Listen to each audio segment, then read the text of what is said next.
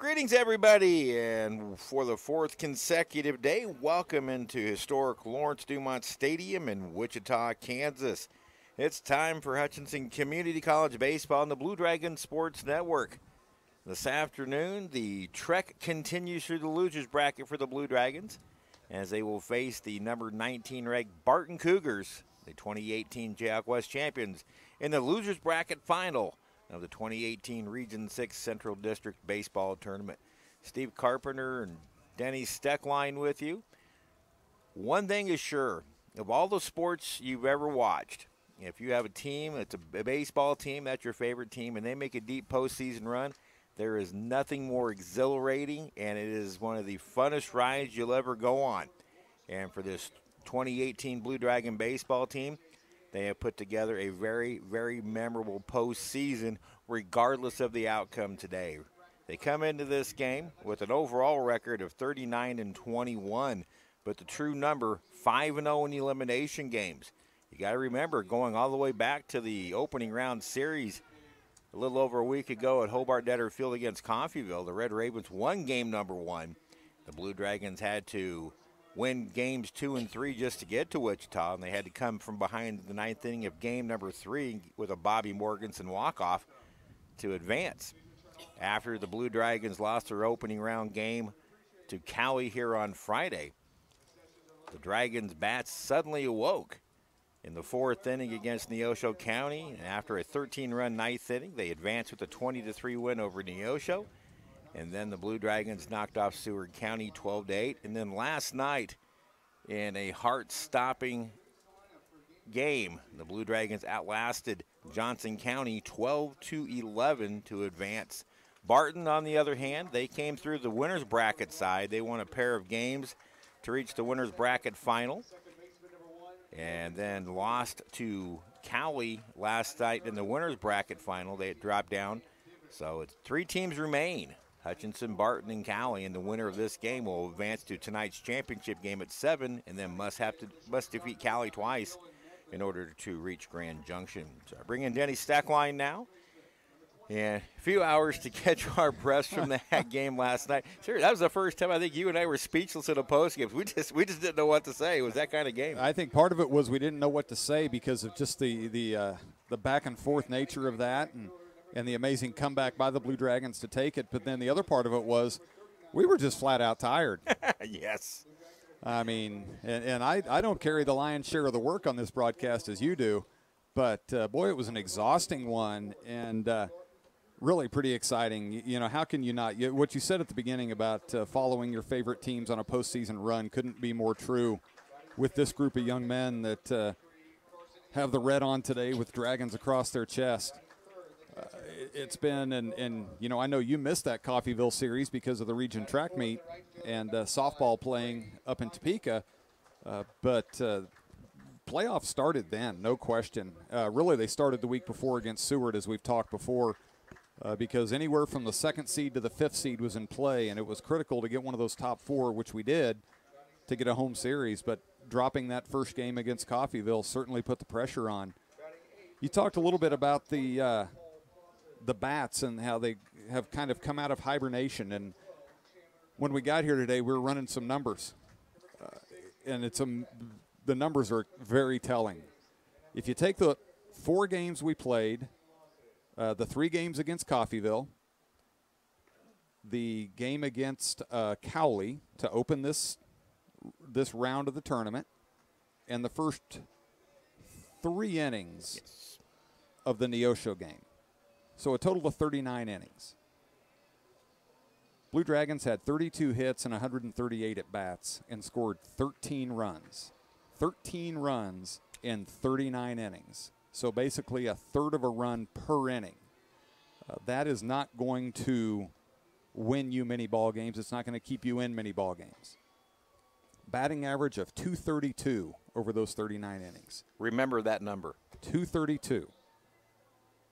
So, the tide turned starting in the 4th inning of the Neosho game. Scott Wolverton's 2-out, 2-run single. 2-out, absolutely.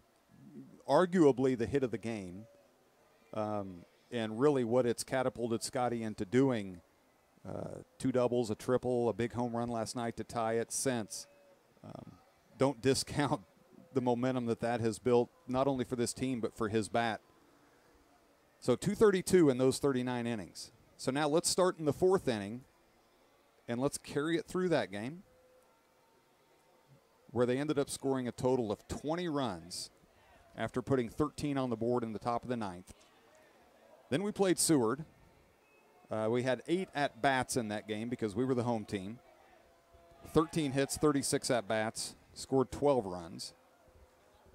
And then in the game against Johnson County, we had 9 at-bats, 12 hits, 36 at-bats, 12 more runs. So in those 23 innings, 39 hits and 103 at-bats. That's a .379 batting average. Raised it almost 150 points over what it had been in the early stages of this tournament. Scored 54 runs in 23 innings after scoring 13 in the first 39 innings. 2.35 runs per inning, increasing that count by over 2 runs per inning.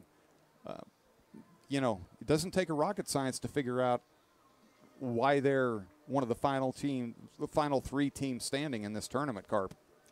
And that's one of the reasons. That is the reason why they're here. Some gutty performances.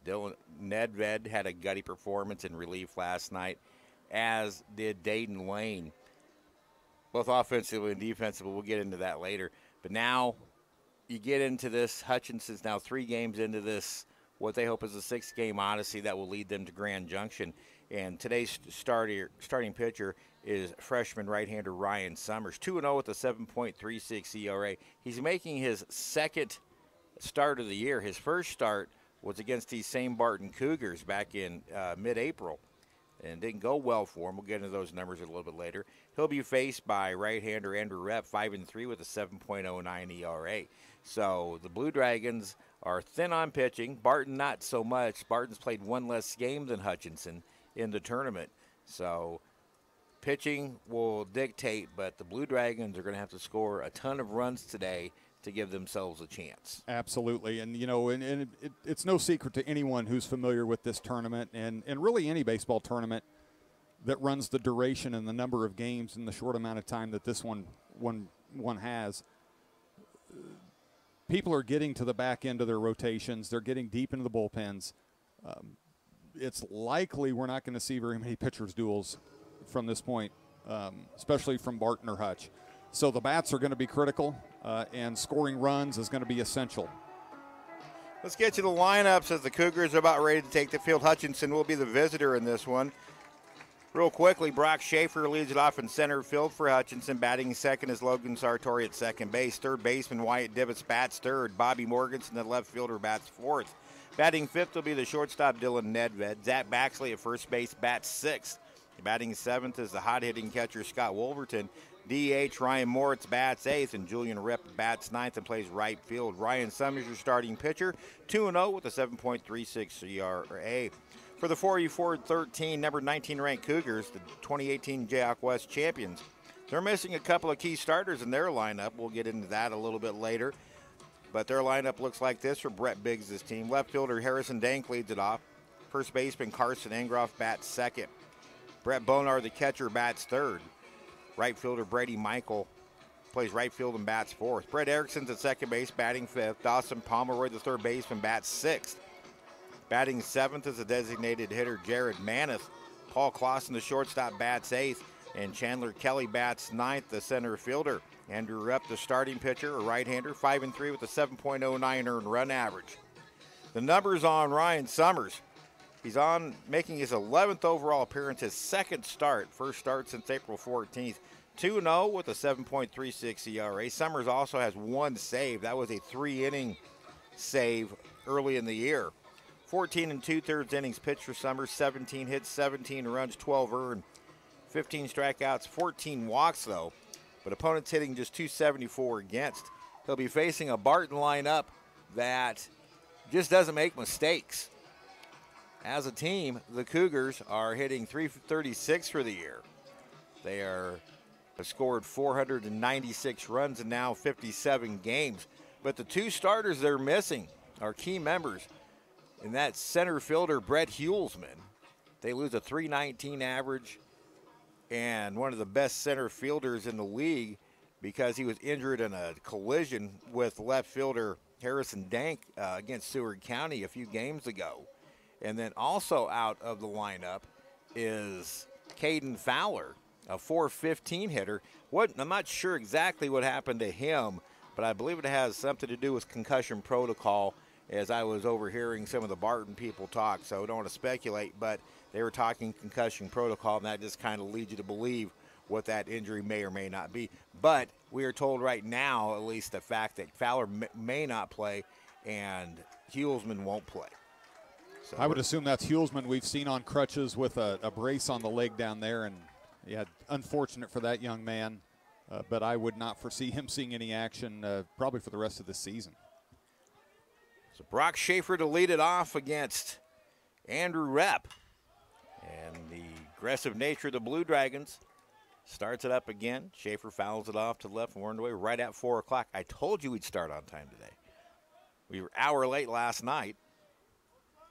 Well, I would hope we did since we're the first game of the day. Ball one outside. Shaffer hitting .330 for the 67 hits, 6 home runs, 44 RBIs. Takes a little bit high, and it's 2-1. Shaffer in the postseason, 8 for 31. That's a .258 average. 8 runs scored, 3 doubles, a home run, and 6 RBIs. Those 6 RBIs came all in one game, and that was against Neosho County in that 20-3 win. 2-1 pitch to Shaffer. Foul back, pretty good cut, but now it's 2-2. Carp, this tournament, or when it starts at the home sites, is the first time these players see a 3-man crew. Today it's a 4-man crew. How does that play into it from the player standpoint? Is there any impact at all? Not really. Here's a pitch. High chopper right side. The first baseman, Engroff, fields it on the short hop, flips to Rep, covering, and there's one away. No, there's just another person out there. Center fielder really has, if there's a adjustment to make, center fielder is not used to seeing a person standing right in front of second base like he normally does. But other than that, no. It's probably more of an adjustment for the umpires not being used to working in this crew because the mechanics and the assignments that they have throughout the game. Here's Logan Sartori. He takes outside, ball one. Sartori here in the postseason, now 7 games, 13 for 30. That's the most hits of any Blue Dragon in the postseason. 3 doubles, 5 RBIs, 10 runs scored. It's now 2-0 to Sartori. For the season, Logan hitting .353, 9 home runs, 56 RBIs.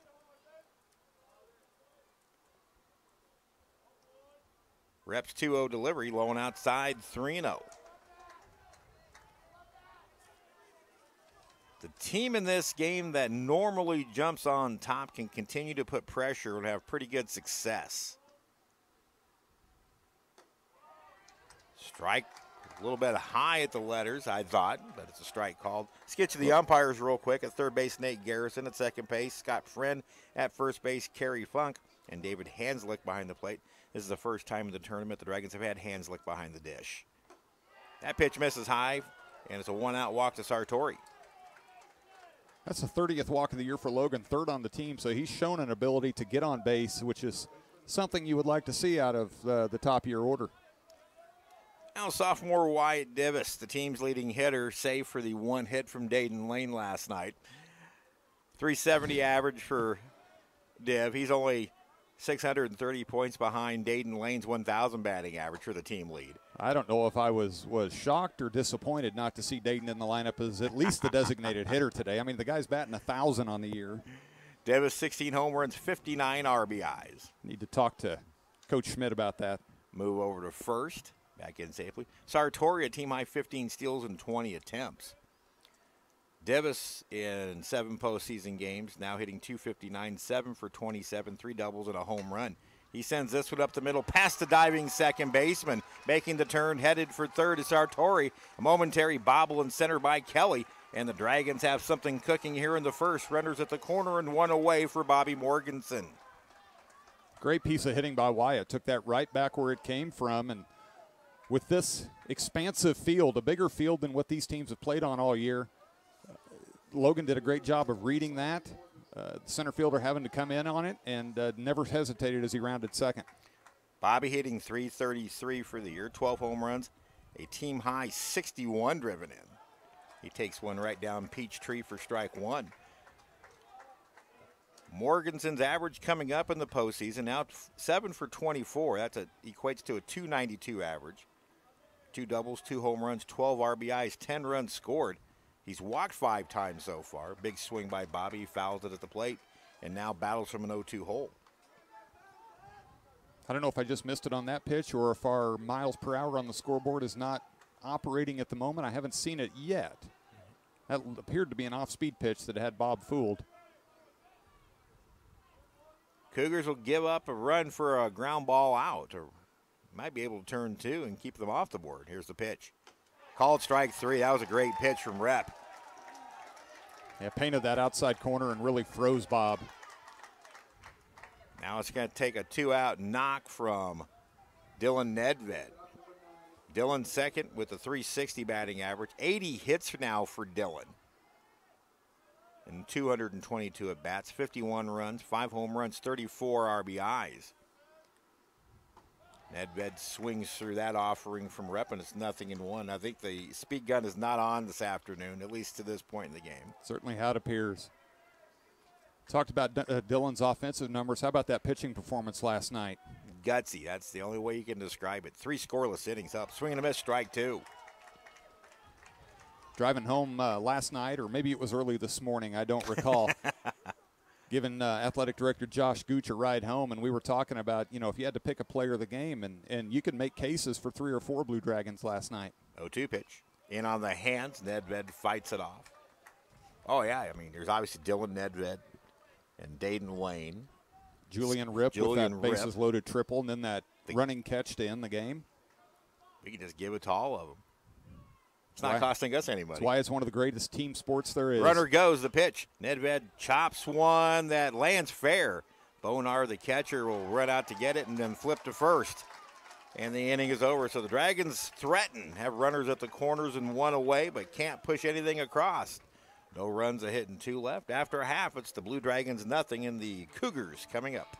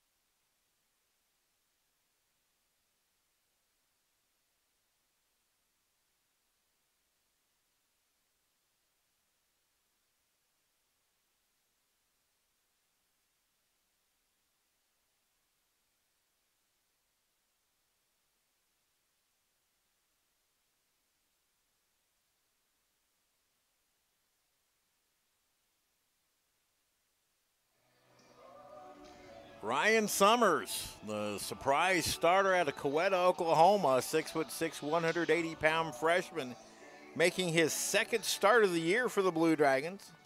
Both have come against the Barton Cougars. Numbers on Summers, 2-0 record, 7.36 ERA, 12th appearance overall. He has 1 save, and again, 14 2/3 innings. 17 hits, 17 runs, 15 strikeouts, 14 walks, and a batting average of .274. Last time he was in a game was April 27th at Seward County in the 13-10 loss. He worked 1 spotless inning with 2 strikeouts. But his 3 previous outings, one being the start at Barton, were less than stellar for Ryan. He will lead it off against Harrison Dank, who has killed the Blue Dragons this year. And Summers starts him off with ball 1. Right-hander kicks and fires a mile-high fly ball to center. Drifting back is Brock Shaffer, and he's got it for out number 1. The wind blowing out to left and left center. 10-15. It's been the most steadiest win that we've ever had here at the Region 6 what it's looked tournament. like every single day as we sit up here and look at the flag, and it hasn't changed. Carp, I'd be remiss if I didn't throw out some happy birthday wishes to a good friend of ours, Coach Knack. Yes. Happy 86th birthday, Coach Knack, and I feel horrible. We had lunch together, a group of us, and I forgot to wish him happy birthday. And he doesn't look a day over 74. Not at all. Strike one to Carson Engroff. Engroff, 359 hitter. Pitch jammed him and it's popped up on the right side. Logan Sartori a few steps back into the outfield. He's got it 2-away. Great start for Summers. Needs to finish this inning off and stroll back to that dugout with a lot of confidence. A tough customer in Brett Bonar, the sophomore catcher for the Cougars, hitting .415, 10 home runs, 62 RBIs. He is in the talk for all tournament. He's had a wonderful tournament for the Cougars.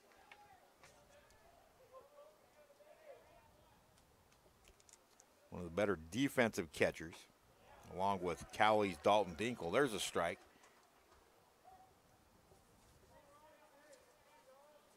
Bonar 6 for 11 with a triple and 4 RBIs in 3 games here in Wichita. Swings and misses at that offering from Summers, and it's 0-2. Scotty Wolverton working behind the dish, drops the sign. 0-2 pitch. It's popped foul out of play. A lot of foul territory. That's not out by much if it is. Lands on the railing right there by the. Yep, I didn't put the Oakland Alameda County Coliseum rule into effect. I just assumed it was out of play. Very expansive foul territory here, especially down the left field line, but quite a bit of real estate down the right field side as well. Remains 0-2.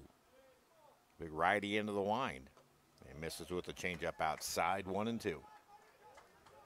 In his start against Barton on March 21st at Great Bend, the Blue Dragons lost the game 13-12, but they fell behind early. Swing and a miss, strike 3, and we'll talk more about Ryan Summers when he comes back out for the second. But the big righty puts up a 1-2-3 in the first. We head to the second, no score.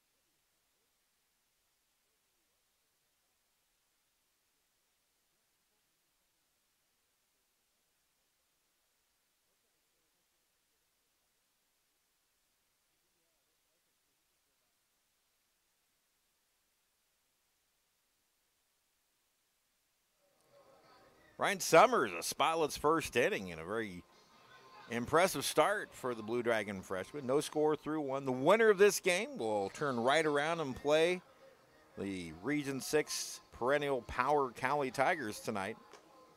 But, again, I put the moratorium about looking ahead last night, and it paid off. Not early, but it eventually paid off, so we'll do the same thing here.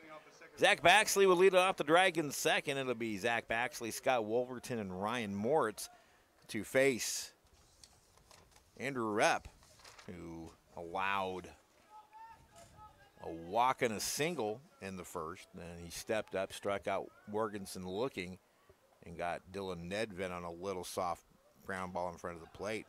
Baxley swings, and in on the hands, it's fouled back out of play. Zach now with that base hit last night in the 8th inning. He is now carrying an 8-game hitting streak. That's his longest as a Blue Dragon. His average, .342. Baxley hits one to center field. On the run is Kelly. He'll chase it down. There's one away. This ballpark swallows up a lot of fly balls, doesn't it, Carp? It sure does. Off the bat, those are somewhat misleading to us even sitting up here. You think the guy's really gotten the juice into one, and you look at the outfielders, and they're charging. Yeah, center field is where home runs go to die here. Here's Scotty Wolverton, currently 5th in the entire tournament in hitting with a .455 average. Scotty down here is 5 for 12, .417 average, excuse me. Two doubles, a triple, and a home run. Tried to wear that one. Just missed him inside. Now 2-0. Nearly got Even hit closer. again. Well, it's obvious that Andrew Rep is trying to pound the hands of the Dragon hitters. He has gone inside to every right-handed hitter he's faced so far. 3-0 is right down the chute for a strike. And by and large this year, teams that have tried to pound the Dragons inside have not fared all that well. Inside and a little bit high, ball 4, one out walk to Wolverton.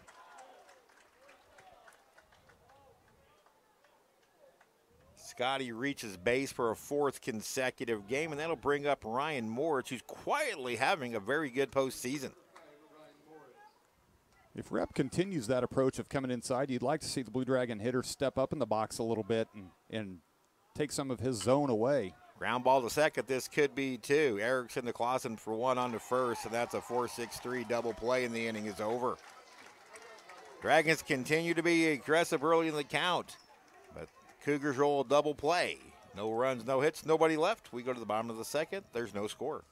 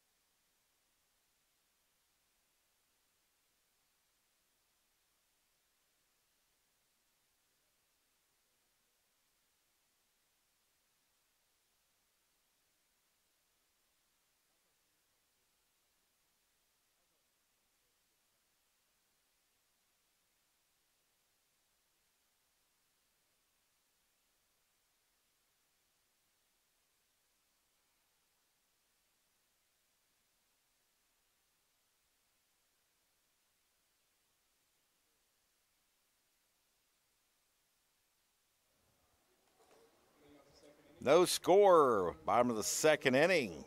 Blue Dragons and Barton. The elimination game of the losers bracket final, pardon me, of the Region 6 tournament. Middle third of the order here in the second to face Ryan Summers. Here's Brady Michael. Summers needed just 9 pitches to get through the Cougars in that first inning.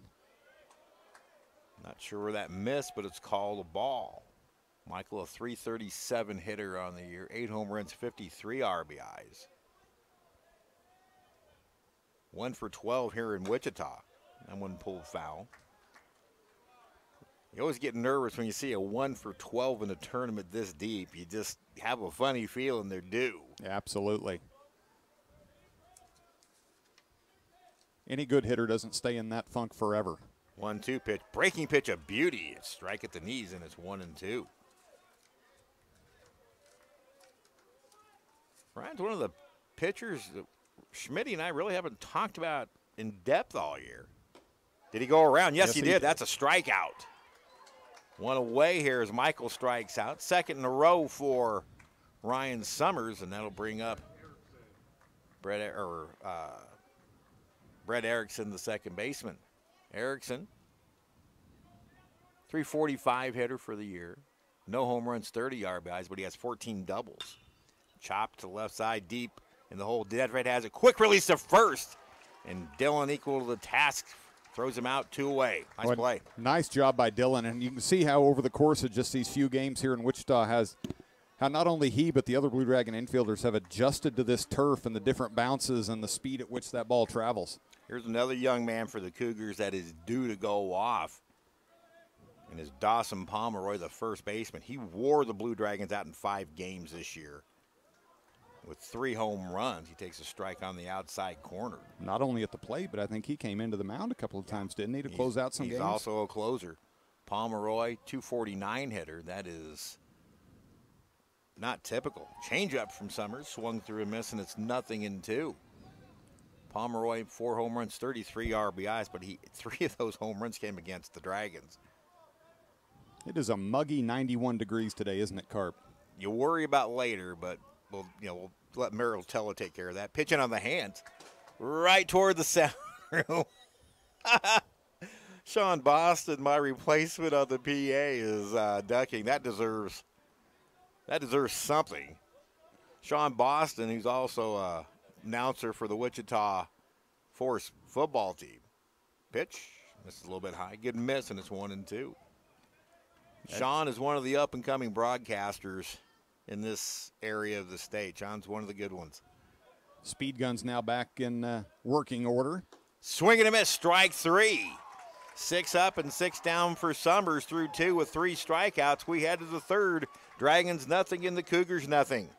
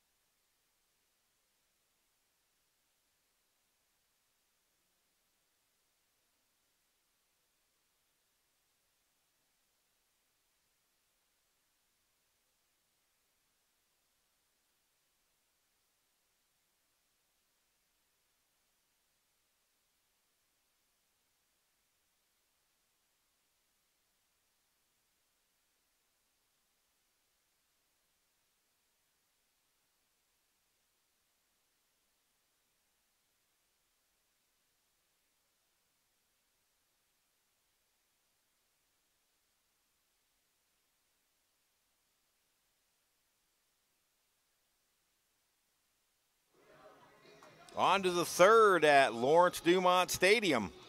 And, folks, let me tell you, if you get a chance this year, you can come down tonight, too. You can still get down here and catch some baseball with the Blue Dragons, but get down here for a Wingnuts and especially the NBC. This is last year for this wonderful old ballpark, and it will be missed. Julian Rep to lead off the third for Hutchinson.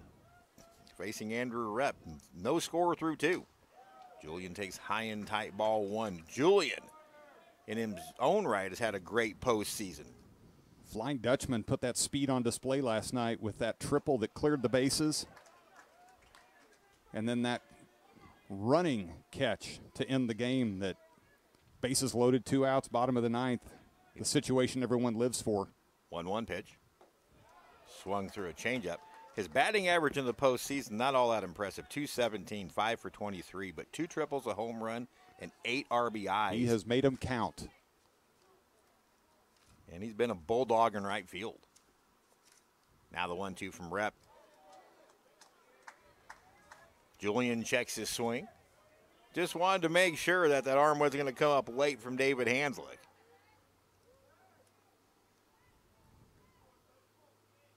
Now the 2-2 pitch.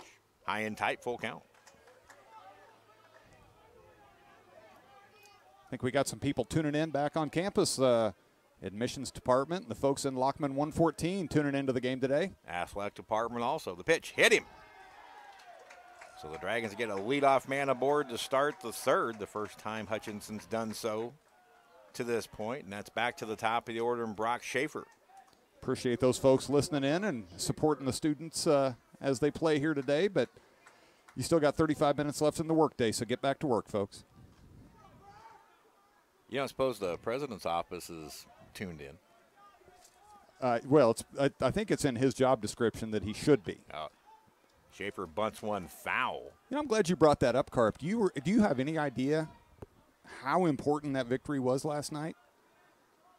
And Dr. File will admit this. Okay. He was running a pretty bad losing streak in terms of Blue Dragon baseball. It snapped his streak. There was no one. That wasn't the game where you'd have a dog pile, but if it had been, he would have been right in the middle of it. Rip 6 for 7 steals at first. Schaaf drags one. It's a pretty good bunt. Fielded by Rep, though. Nice defensive play off the mound. He flips to Engroff. It goes down as a 1-3 sacrifice, and Julian Rip in scoring position with less than 2 out for Logan Sartori. Logan, his first time up, drew a walk.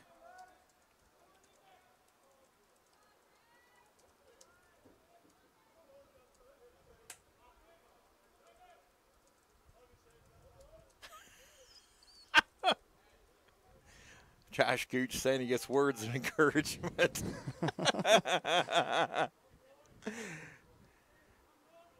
Rip away from second.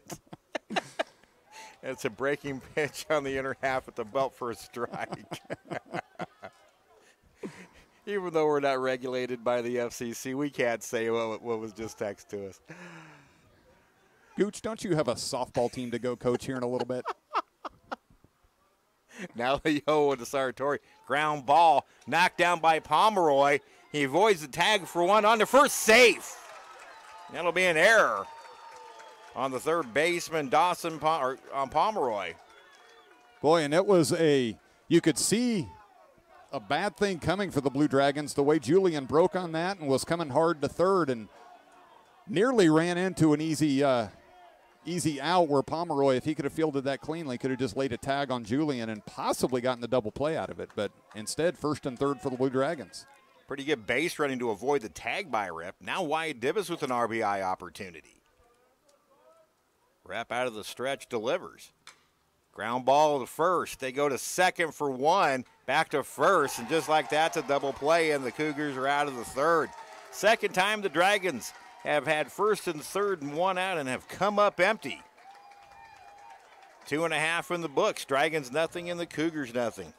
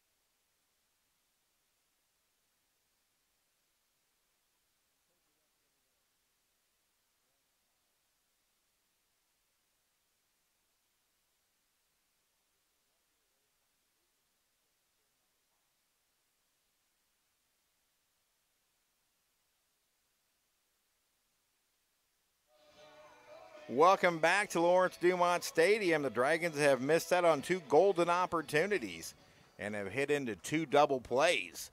Now the Cougars coming up lower third of the order, Maneth, Clausen, and Kelly to face Ryan Summers. Folks, we'd love to hear from you. Text us, hit us on Twitter. We'll give you a shout out. It's one of the fun things about this tournament when Denny and I are working together.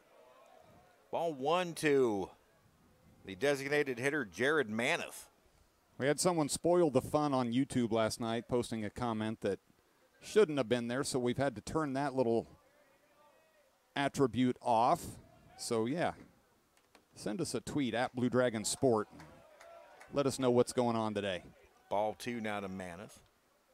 Jared Maneth hitting .321 for the year, a home run, 23 RBIs. He is filling in. Strike on the outside corner from Ryan Summers. He is filling in for designated hitter Caden Fowler, not available today with an injury.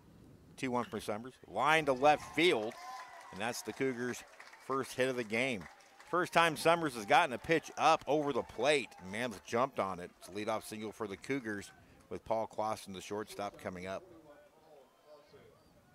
Got some Twitter love from a name we'll recognize, Mr. Caden Doge. Says hi on Twitter. Blue Dragons all-time home run hitter. Single season with 31, career with 41. 289 average for Clausen. Summers pitch. It's bunt to third. Davis Fields. Only play will be to first. High throw, and it pulls Baxley off. It'll be a sacrifice, but a throwing error on Davis, and now the Cougars have their first threat of the afternoon. You could see Wyatt took that a little bit too nonchalant. Is that a word? Nonchalant, yes. A little too nonchalant with that approach, and instead of throwing the ball over there, kind of lofted the ball to Bax, and it sailed on him. Probably another bunt situation for Kelly, showing early. Dragons adjust defensively, and he takes high ball one. Sorry to cut you off, Denny. No. 321 average for Kelly. He's hit 3 out of the yard, 17 RBIs. So the Dragons facing their first defensive threat. Zach Baxley, the first baseman, crashing in. Sartori slides over the pitch. Kelly shows bunt, pulls back, but it's a strike on the outside corner to even the count at 1-1. Baxley's crashing at first, but Wyatt Divis is staying even with the bag at third, so Blue Dragons want to get a look at this bunt and see if maybe they can cut down the lead runner. Not showing bunt this time, and Summers paints the outside corner for a strike. 1 ball and 2 strikes now to Chandler Kelly. Kelly replacing Scott Hulsman, who was injured in a horrific crash with Harrison Dank in the Seward County game a couple of days ago. Hulsman literally went airborne. He went high, Dank undercut him and spun him around. Nice backhanded stop from Wolverton. Now it's 2-2 to Kelly. And Hulsman almost caught the ball. It came out the very last second and turned into a triple. But it was a heck of an effort. But Hulsman, who's already missed some time this year, according to Barton SID Todd Moore, likely to miss some more now. Missing his second straight game here in the Region 6 tournament. 2-2. Ground ball to third, but it's foul. Ground ball to third wouldn't be a bad thing at this point of the game. Right at Divis, step on the bag, then depending on whether runners are, go for second or first. Dragons could use a double play right now. First 2 have reached for the Cougars here in the third in a scoreless game. 2-2 pitch. Kelly's late on that one. He fouls it into the crowd. Be important to see how Ryan Summers, this is the first adversity he's faced. He had a couple of 1-2-3 innings in the first and second. See how he can maintain his composure and work out of this jam. Outfield straightaway, regular depth with a 9-hole hitter for the Cougars. The pitch misses a little bit high, full count. 85-mile-per-hour fastball from Summers. Well, there's no sense nibbling. You're facing a number 9 hitter who hasn't seen regular playing time. You need to challenge him and see what happens if you're Ryan Summers. We'll find out what happens here. Payoff pitch, runners don't go. That's line to right field, and that's going to get down for a hit. Man is being waved. He will score. Heading for third is Clausen. Now the ball momentarily gets away, but Zach Baxley will corral it, and the Barton Cougars take a 1-0 lead. Nice piece of hitting by Kelly, and you touched on it. He's not seen the action that a lot of his teammates have this year with just 56 at-bats prior to that one. But took the pitch he was given, and that's going to get some action already brewing down in the Blue Dragon bullpen. Matt Hopkins starting to get loose. The 2018 Barton Cougars under Brett Biggs just simply do not beat themselves. They have executed as good as any Barton team as I've seen in several years, as Ryan Schmidt will make a mound visit. Chess game has begun, hasn't it? We're going to milk a little bit of time. That's what this visit is about, is to give Matt Hopkins a chance to start throwing, because the leash is going to be very short. The Blue Dragons 1-4 against Barton this year. They lost the conference series 3-1. Barton won both games in Great Bend on March 24th, 8-5, and then a wild extra innings game where Hutchinson got way down and rallied to force extra innings, but dropped a 13-12 decision. 3 days later at Hobart Detter Field, Dylan Nedved got the win in a 4-3 Hutchinson win, but Barton took advantage of a lot of Blue Dragon mistakes, 5 errors in that game for Hutchinson, and the Cougars went on to win 10-3. Then the two teams played a non-conference game in Great Bend a few weeks later, and the Dragons were run-ruled by Barton 14-4 in 7 innings. So now Harrison Dank, the leadoff man, steps in. First and third, nobody out, one across here in the third. Dragons trail 1-0. Dank shows bunt and takes ball 1. Carp, Joel Powers, one of your sports information photographers, has sent us a tweet. And Joel, before I give the question to Carp, I'm going to give you the answer. It is 8 and counting. The pitch. Good bunt along first. Great May not bunt. be a play. Summers fields and then throws high down the line. Clausen has already scored. Kelly being waived. He's going to score without a play. Moving to second is Kelly, and Barton jumps all over Dragon mistakes to take a 3-0 lead. Ryan Summers would almost been better off to just eat that ball. He did not have the angle to throw to first. He tried to throw over the runner, and it ended up costing him. Yeah, he was throwing right over the back of Dank, and you're right, Carp. That's one where you just eat it and minimize the damage because the errant throw now brings home another run.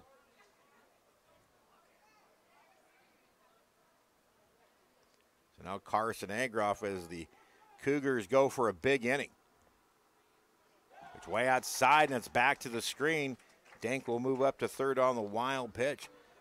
So Ryan Summers threw 2, faced 6, and retired 6 on 18 pitches with 3 strikeouts, but the third has been nothing but a nightmare.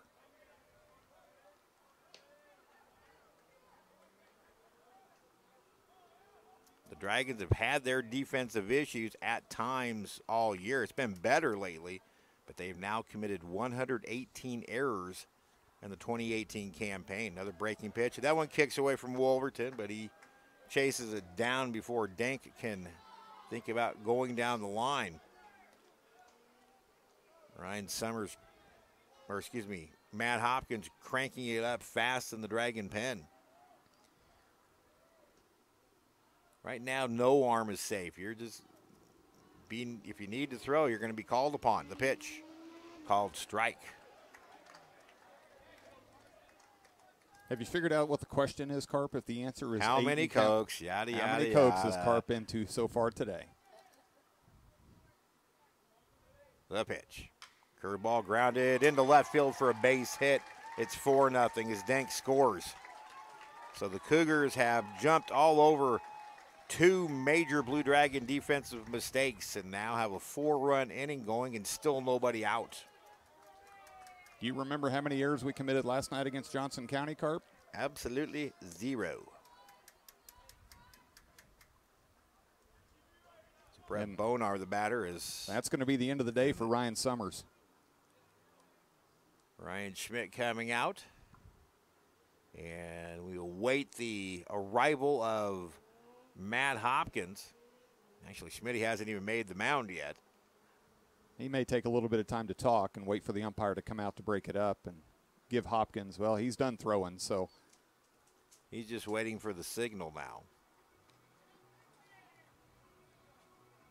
We talked about it last night, Denny, that the pitching staff, while it's come a long way, was behind the 8 ball early when 4 scholarship pitchers were not available for the season.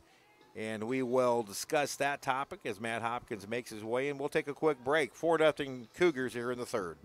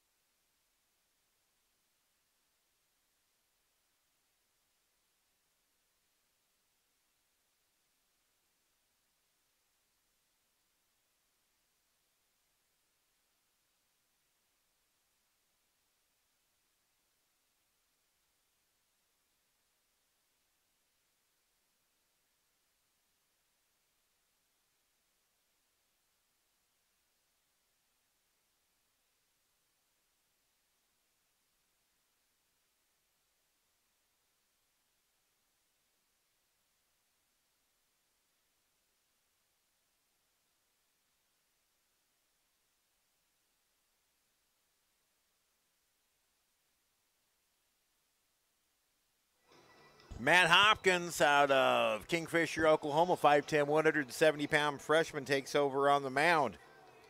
Hopkins will be making his 4th postseason appearance. He's been spotless in 2 2/3 innings, just 2 hits, 3 strikeouts. For the season, Hopkins been one of the more dependable pitchers. Despite a 7.98 ERA, you can really put 2 bad outings by him to inflate that ERA. 22nd time to enter the game. Hopkins 1-1, 29 in the 3rd innings pitched, 38 hits, 34 runs, 26 earned, 38 strikeouts, and 24 walks, and opponents hitting .302. But again, he has been spotless here in the postseason. 2 2/3 scoreless over 3 outings. And now Brett Bonar, the 6th batter of the first 5 have reached and 4 have scored for Barton. All runs unearned. First pitch to Bonar, straight back at us. You know, what you want Ryan Summers to take from this is really focus on those first 2 innings. 6 up, 6 down, under 20 pitches thrown, and carry that forward to his next appearance, whenever that may come. Hopefully this season yet. Move over to first by Hopkins. High throw snagged by Baxley. 18 pitches over the first 2 innings, 23 here in the 3rd. Brandon Sam's worried about that foul ball that just came back here. His wife, Cherie's, helping out with the web stream today. I'll just apologize to Brandon. I was more concerned with my laptop than I was your wife. I'll reconsider my priorities. Angroff away from first. Hopkins delivers a breaking pitch. Just misses outside at 70 miles per hour. 2-1. Now to Angroff. Carp, you touched on some of those wounded warriors that aren't able to participate this year. Brandon Rushing sitting back home in Louisiana. Tuned into the game with us today. Lifted foul off to the left. Noel Kohanic with the team. He has been injured for almost 2 full years. And if Shelley and Allen are listening in, sorry about that. It wasn't my fault. The pitch. Foul tipped. He's got a piece of that one. The Kohanics and the Carpenters go way back. And yes, Shelley and Allen, that does mean we're old. 0-2 the count to Bonar. The pitch. Misses high. That one at 81. Matt Hopkins, depending on what Ryan Schmidt wants to go with, he could be a candidate for weekend rotation next year. That one's hit the left field. Coming in as Morgan's, and he's got it for the first out. Bobby froze for a moment to get a true line on it, and then he found it up a few steps to make the catch. Bonar retired. 1 away for Brady Michael, the right fielder. Michael struck out his first time.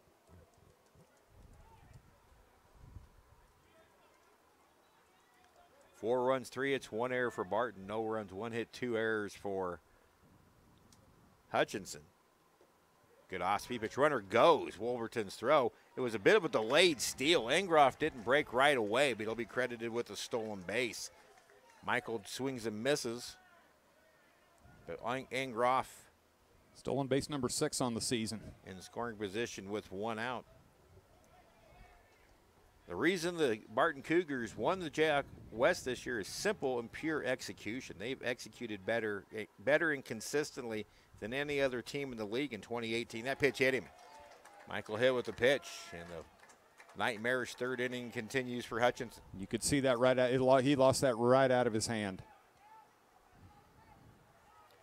Blue Dragon pitchers hit their 88th batter of the year. Check that, 66th batter. The Dragons have worn 87 pitches. Now Brett Erickson, a ground out to short his first time up. First and second, 1 away. The Dragons could use a double play. Barton's already turned 2. Zach Philbin on his way down to the bullpen. So Moose worked a little bit last night, and he's going to start getting loose as a possible pitcher for this afternoon's game. Right now, the difference in this one, And I just said it a minute ago, execution. The Dragons have had twice runners at first and third, one out, and they didn't convert. And the first time Barton gets runners on base, they did convert. Carp, for the first time, Mother Nature starting to kind of make her presence known. We're getting some wind whipping around up here in the press box that we've not had. And the flag's picked up a little bit. The clouds have been building. That's grounded up the middle. Will get into center field. Engroff rounds third. He will score to make it 5-0 as the throw comes to third. 4 hits now.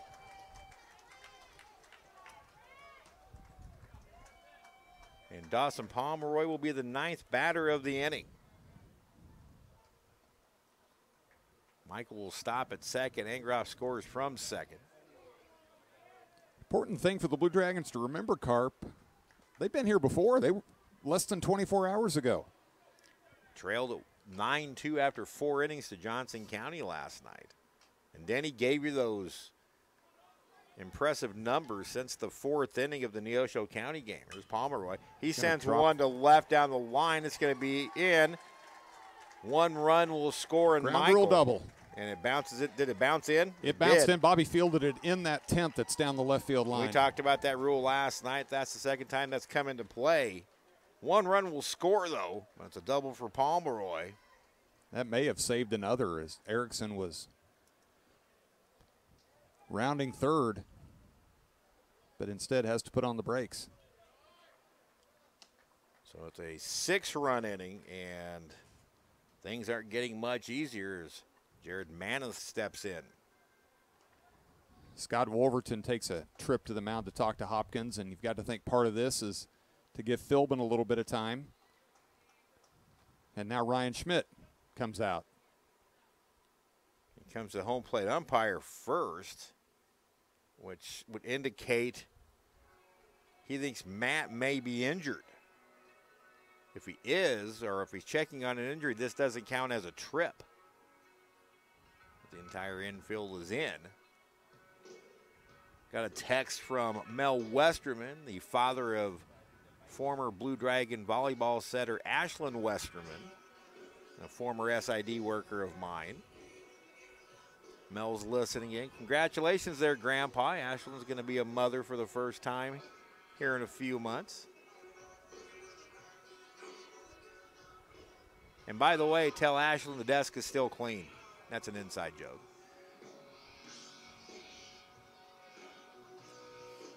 And Matt Hopkins is coming out, so evidently Matt might be injured. Your desk hasn't been cleaned since it was built at the factory, Carp. Zach Philbin will come in. And if indeed is an injury, Zach Philbin will get all the warm-ups he wants on the game mound. We'll take a quick break and get you reset. Dragons trail 6-0 here in the third.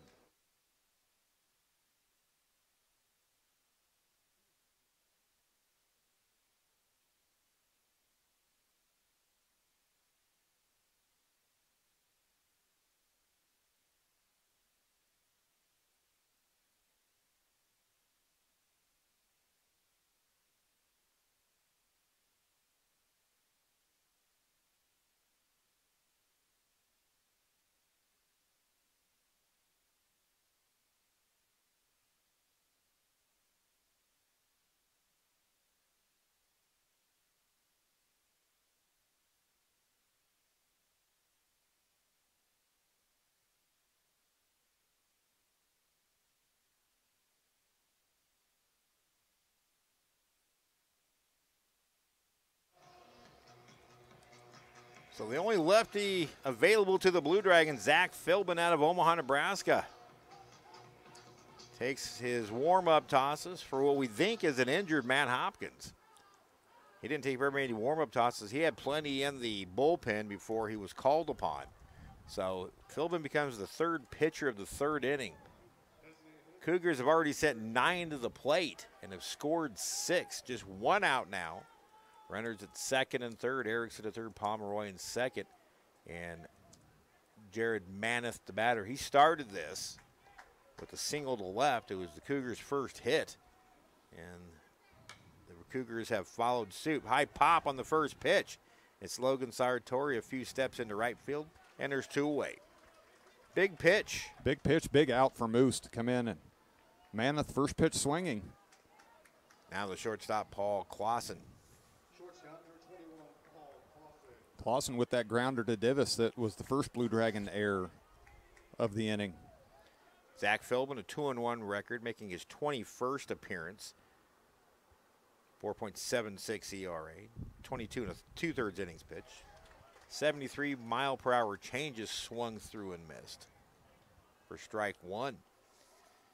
Philbin with his third postseason appearance, 2 1/3 innings pitched, 1 run, 1 hit, 1 strikeout, 1 walk. Outside for a ball. Dragon pitchers in the postseason only allowing a .252 team average. For the year, that number is .279, so they have pitched much better over the second half of the season. A little bit high. But the injuries just kind of bled the depth dry.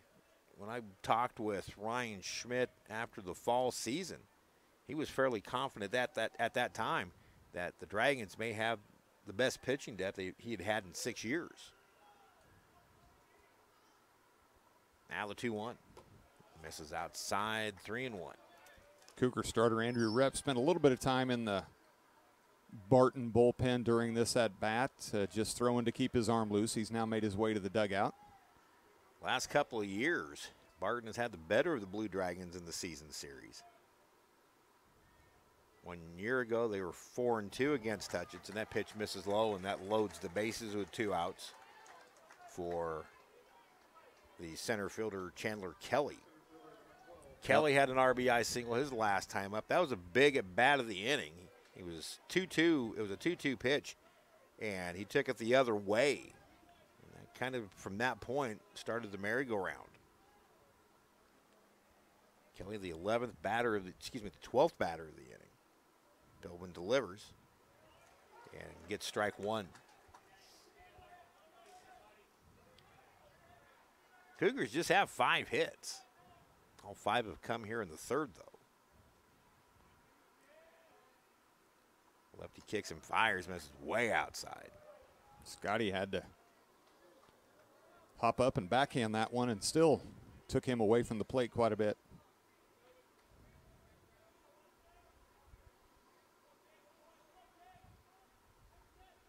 Philbin out of the stretch now, delivers the 1-1.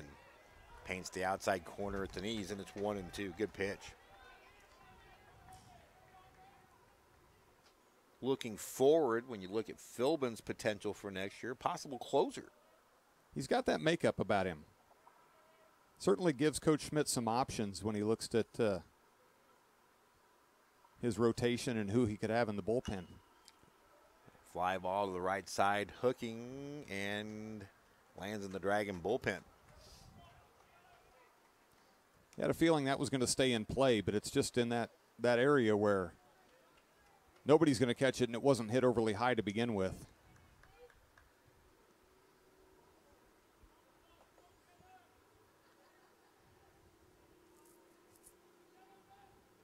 Once again, Philbin comes set out of the stretch, now delivers the 1-2, swing and a miss. That's a strikeout. The inning is over. But the Cougars come up big. They take advantage of 2 Hutchinson errors, and they jump on the opportunity for 6 runs on 5 hits. They still strand 3. We've completed 3 here in Wichita. The Dragons need to get the offense going once again, now trailing Barton 6-0.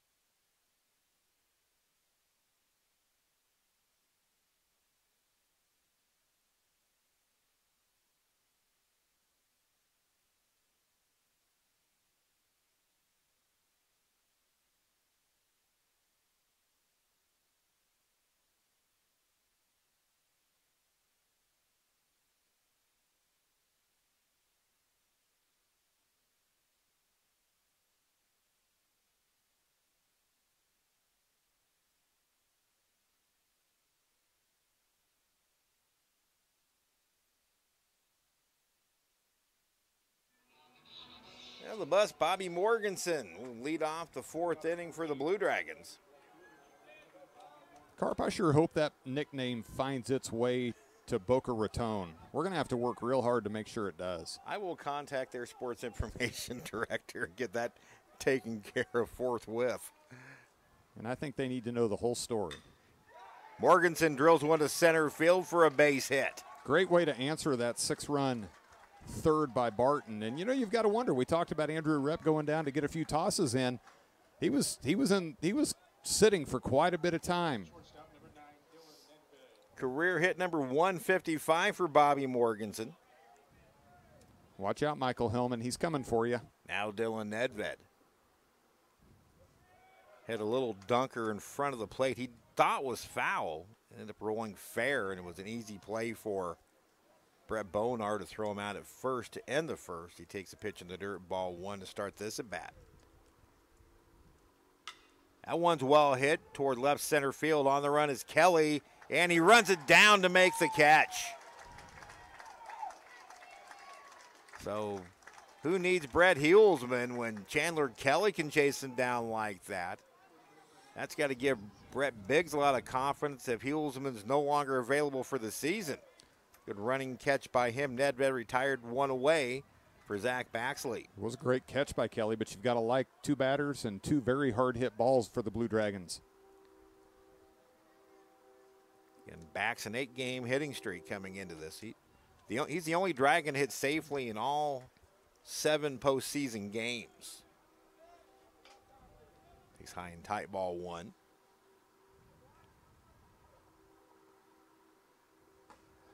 There's a strike at the knees. Rep delivered that one at 88 miles per hour. Cougar pitching depth a little deeper than the Dragons at this point of the tournament. Breaking pitch, great pitch. Buckled the knees of Baxley. Yeah, he's fooled on that one.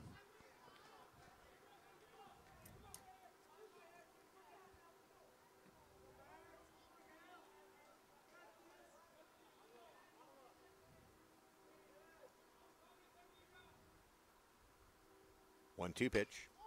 High chopper left side. The shortstop charges, sets his feet, and gets Baxley by a step. Moving up to second is Morganson, but another good, smart defensive play by the Cougars, that time by shortstop Paul Clausen. He did. He charged and I think thought about trying for that short hop on it, but wisely waited, but knew he had to get rid of it in a hurry to cut down Baxley. This 2018 Barton team very reminiscent of the 2010 Blue Dragons, just in their approach to the game and their knowledge of the nuances. Strike one to Scotty Wolverton, who walked his first time. And for our longtime listeners, if I get a little boring when I kind of dole on about the 2010 team, that was a once-in-a-lifetime team. And there's so many lessons learned from that team. There's a strike. And it's 0-2 to Wolverton. I know the Blue Dragons are hoping to get there so Jamel Cervantes can recreate that historic slide at second. More of a barrel roll. That in itself was a singular moment. Now you force me to tell the story. 0-2 pitch to Wolvie, and we'll have to tell that story a little bit later as Wolverton strikes out. Morganson leads off the inning with a solid single, but great defense by the Cougars turns the Dragons away. 3.5 in the books. Barton 6 and the Dragons 0.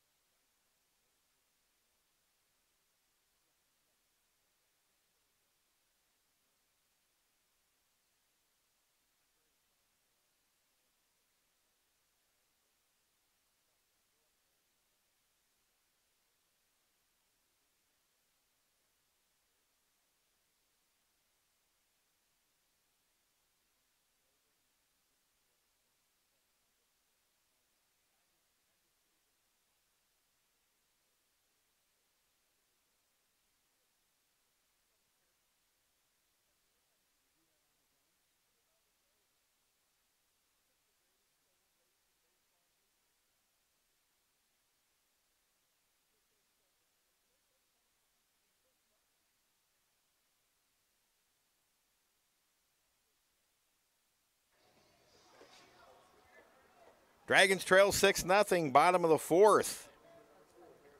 And is the top of the order to face Zach Philbin. Dank, Engroff, and Bonar. Dragons have been out hit 5-2. But right now the difference in the game is simple execution offensively. The Cougars have, the Dragons haven't. And it's strike one to Dank, who's 0 for 1. He reached on a throwing error on a sacrifice attempt by Ryan Summers. There's a line shot toward the gap left center field. Morganson helps us over to get it. Now he falls down, and that's going to allow Dank to move into second. So you guess you almost have to give that a hit and error. But he slipped. Dink was he never put the brakes on. So I would be inclined to give that a double. He was going the entire way. I was watching the play. I'm glad you noticed that. That was a straight double. There was no hesitation on his part.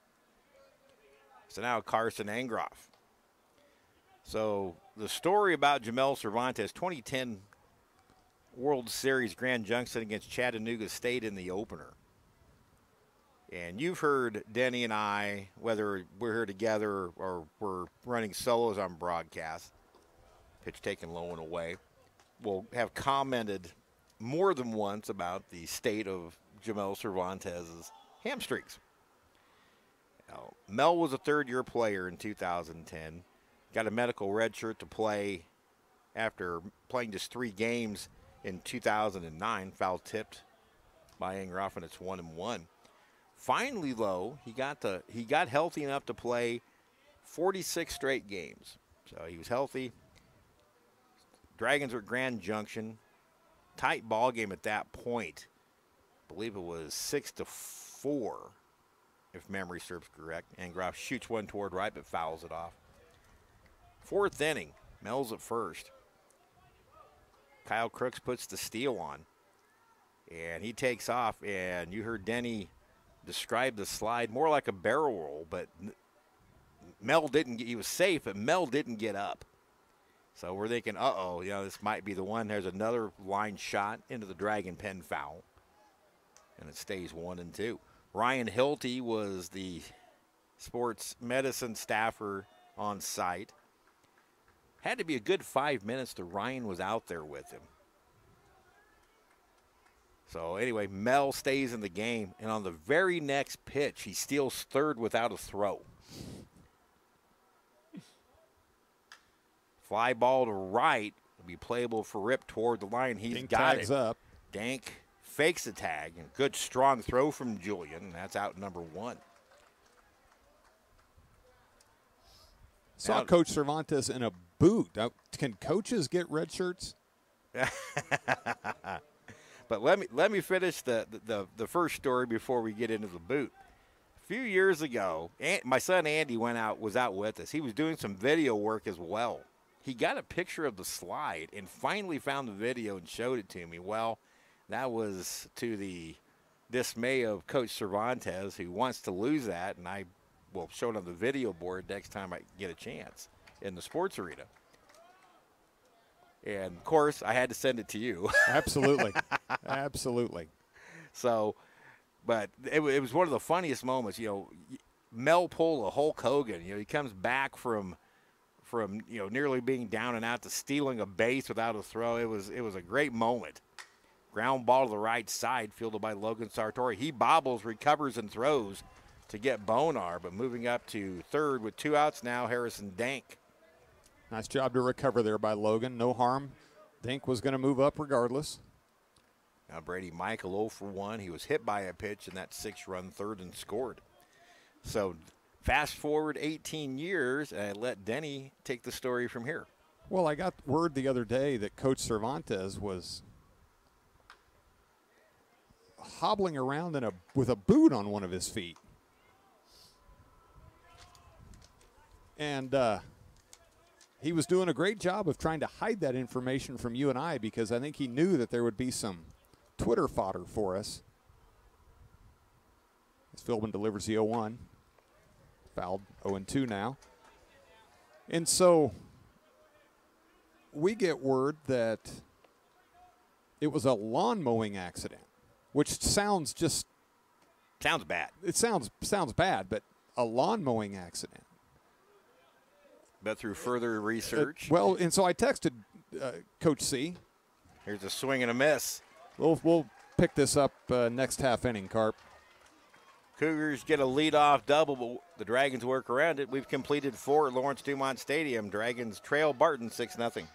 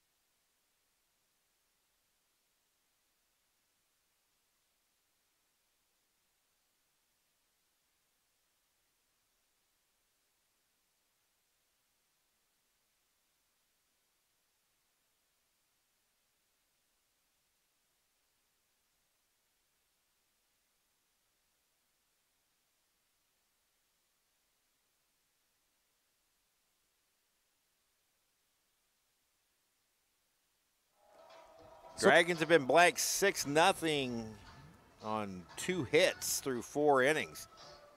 Great work so far by Barton Cougar starter Andrew Rep. So, Carp, do we want to finish this Jamel Cervantes lawn mowing accident? Yeah, let's finish this whatever off. That's about. Let's finish it off. So anyway, I get word from one of Coach's neighbors that apparently when he was mowing, he ran into the back steps and jarred them out of place. And then later that evening was walking out, not realizing or thinking or remembering that they were not in the same place that they were. As Ryan Moritz fouls the first pitch off from Rep and steps out and basically face plants into his backyard. That pitch a little bit low to Moritz, 1-1. And in the process of face planting, hits his head on the sewer clean out in the backyard. I mean, the story just, you can't write this. It keeps getting better.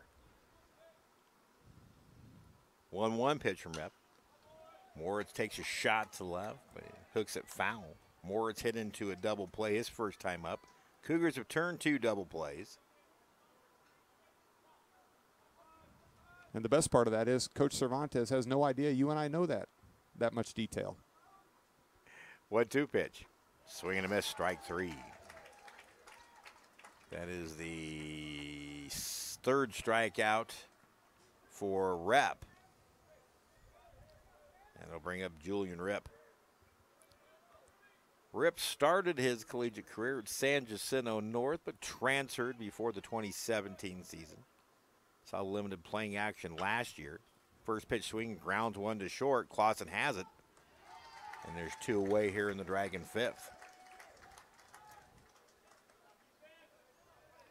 When you're in a postseason, coming through the loser's bracket now that Barton is, you're always looking for a hero, an unsung hero. And right now, Andrew Rep is that for Brett Biggs. Here's Brock Shaffer, 3rd time up.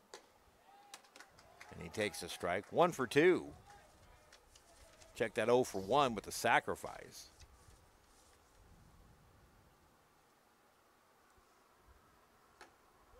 Schaaf just down Kellogg from Coming in, Rep had a 5-3 record coming in, so pretty good numbers for the Cougars. His ERA of 7.09 coming in is a little high, but he's done a great job today and had thrown quite a few innings, over 45 for the Cougars. 1-2 to Brock. And he hits one well to right field toward the corner. This has a chance, and it sets off the base of the wall.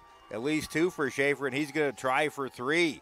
Here comes the relay throw, head first dive, and he's in safely. Brock Shaffer with the 2-out triple.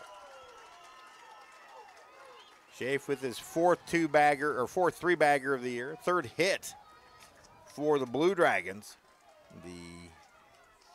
So Shaffer gives him a little 2-out life. It's about the time last night when they started to make some things happen against Johnson County, and that was a 7-run deficit. I think we're getting some of those positive vibes from the Blue Dragon Johnson County fan club that tuned in last night. I'm hearing there might be watching some today as well. Also getting a little vibe from Blacksburg, Virginia. Molly Stevenson, former Blue Dragon softball player with the Virginia Tech team, just reached me on the phone. Pitch taken high, and it's 2-0 to Logan Sartori, who was walked and reached on an error. Molly got her first Division I hit a few weeks ago. That was cool to see on Facebook. Sartori pulls one foul.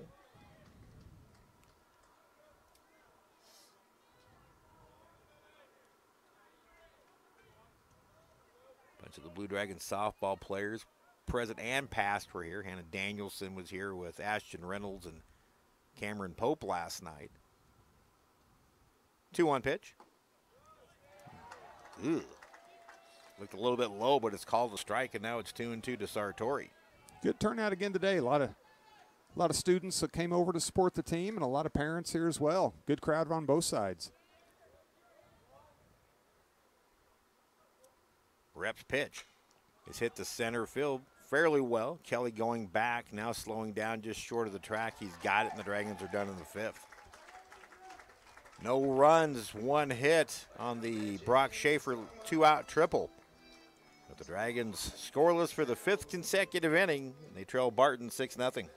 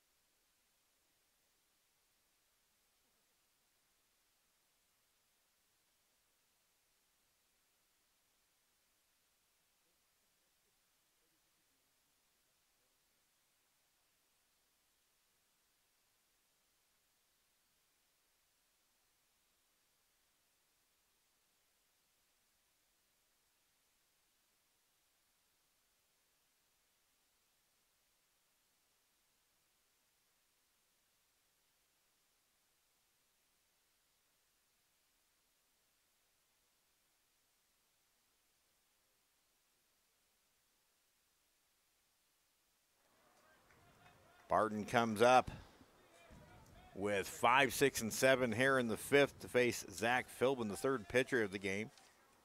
Ryan Summers went 2+. Pitched two very dominant innings to start. Swing and a miss by Michael, who's 1 for 2 with an RBI single.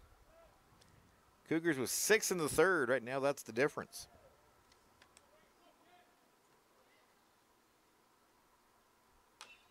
That one pulled foul, and Philbin now up in the count 0-2.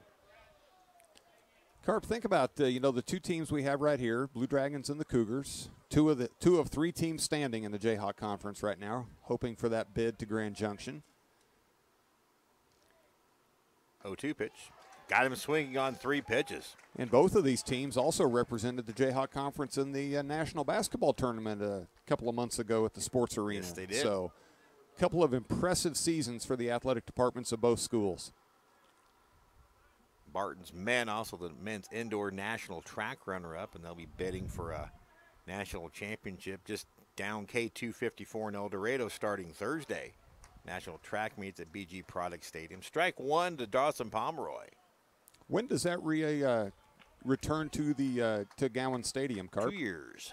2020? Yep, they'll be in South Plains next year. Then it comes back to the Salt City. That pitch catches the outside corner. 0-2 to Pomeroy. Hutchinson, since the rebuild of Gowan Stadium, has hosted the national track meet 6 times. Also starting this week, National Golf starts tomorrow. That pitch is called time. And Danny, you brought this up many times this season, that the umpires are letting the batters back out with the pitchers starting their motion. Now the Dragon pitchers are just starting to airmail stuff up onto the netting. And you can't blame them because you don't want to hurt the batter because the batters stepped out. They're not paying attention most likely. You could hit the batter, the catcher, the umpire. You could hurt yourself. Yeah. I mean, but I don't understand it. We saw it a lot early in the season. Not only Hutch pitchers, but all the way around. And I remember it happened at Great Bend once. And swing and a miss, strike three. Pomeroy goes down on strikes. 3 consecutive strikeouts for Philbin. It happened at Great Bend once, and Coach Biggs even yelled out to the umpire, "You don't have to grant it." But they just seem to give the green light to the hitter when they call time like that, not keeping in mind or maybe not caring where the pitcher's at. I mean, they should, and I think they do, but it's been kind of a puzzling call that we've seen a lot this year. Jared Manis 1 for 2, takes strike 1.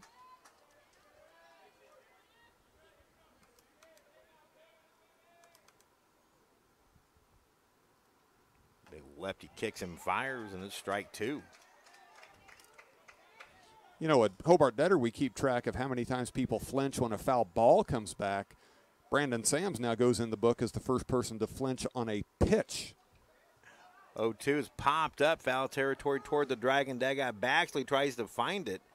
He lost it because that landed between him and fair territory.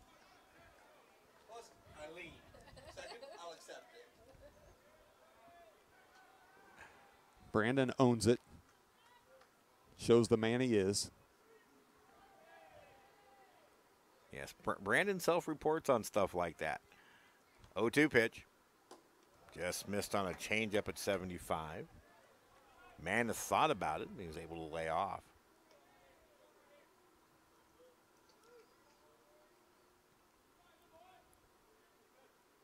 The pitch. Outside, 2-2.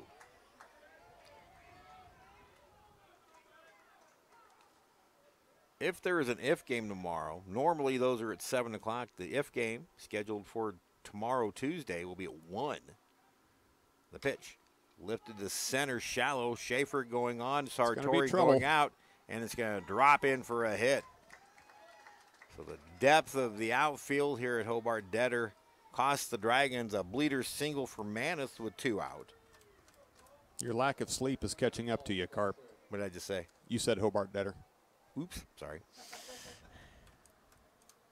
That's okay, but that's a great example of, with this, probably 10 to 20 feet deeper all the way around the ballpark and the artificial turf throughout, the outfielders playing much deeper than they would be because in Hobart Detter, that's likely a fly out to shallow center. Clausen takes strike 1. And the other reason for the depth is the gaps. You just mentioned the expansive size, but balls can plug the gaps here. There have been 17 triples in this tournament so far. Pitch taken a little bit low. Should have been 18, but remember Divis turned a triple into a double the other night.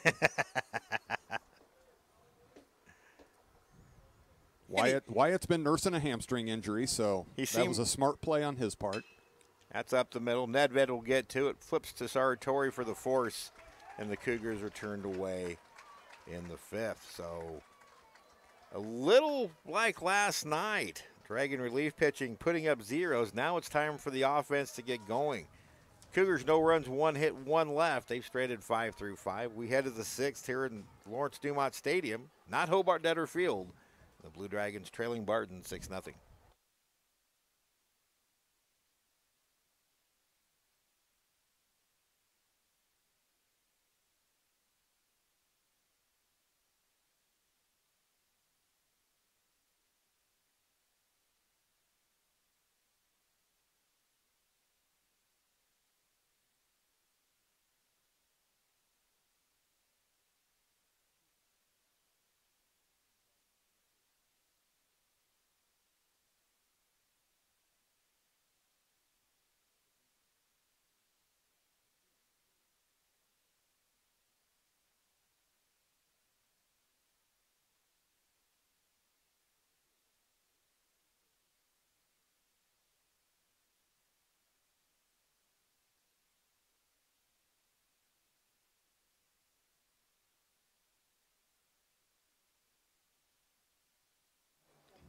Hotel California being played on the LD sound system as we come back for the 6th. It's worth hanging out here just for the playlist. I take credit for the playlist. It is mine. Shout out to our good buddy Shane Cooper tuning in to watch the Blue Dragons. Shane had to do it the old-fashioned way. I think he had to call somebody on a rotary dial phone and have them email us because he's Twitterless. Coop was never on Twitter when he was a Blue Dragon and evidently still isn't. There's Wyatt Divis. Big cut and a foul ball. Div has singled and grounded into a double play. The Dragons missed on a couple of very good scoring opportunities in the first and third. Both innings they had first and third with one out, and both innings ended on double plays. 3-4-5. It's time for Hutch to get something going offensively. Pitch count for Rep 63, 40 for strikes, exactly where you want to be. The 1-1 to Divis. That one's hit towards short, backhanded stop by Clausen. He picks it and fires a strike to first, one away. The Dragons have had only one inning with more than 4 at-bats. The first had 5. That tells you right now what kind of groove that Andrew Rep is in. Here's Bobby Morganson. He has one of the 3 Dragon hits. A solid single to center his first time up. 1 for 2. He took a called third in his first offering, taking strike 1 here. Right-hander kicks him, fires. High chopper to the right side. Fair ball for Engroff. He takes it himself, 2 away.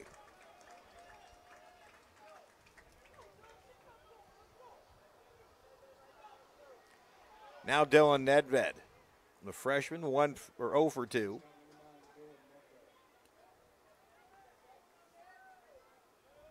Dragons have been out hit 7-3 now. Nedved takes high.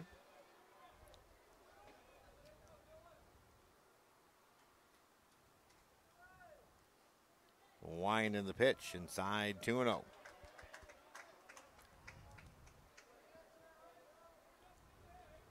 Barton won their first conference championship in many years. The wind in the pitch, inside.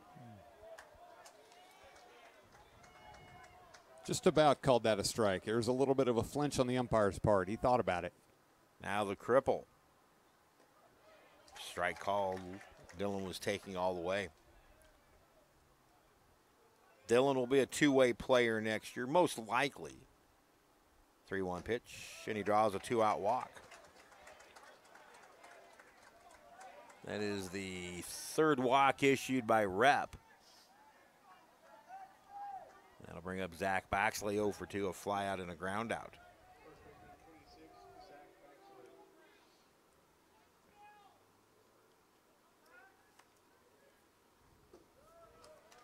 Ball 1 low.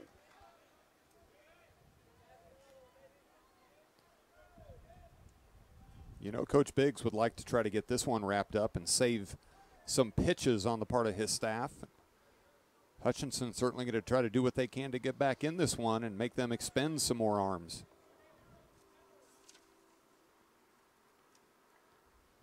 Rep's pitch count. This will be the 75th offering. That one's lined to right field. That's going to get down for a hit. Nedved heads for third. And we're going to watch Cervantes. They're going to wave him. Now Nedved puts the brakes on by himself. And the Dragons have second and third and 2 out. And that is now a 9-game hitting streak for Zach Baxley. Opposite field double. The only Dragon hit safely in all 7 postseason games. So now Scotty Wolverton needs a 2-out knock. He's walked and struck out in his first 2 plate appearances. Hutchinson now with 4 hits.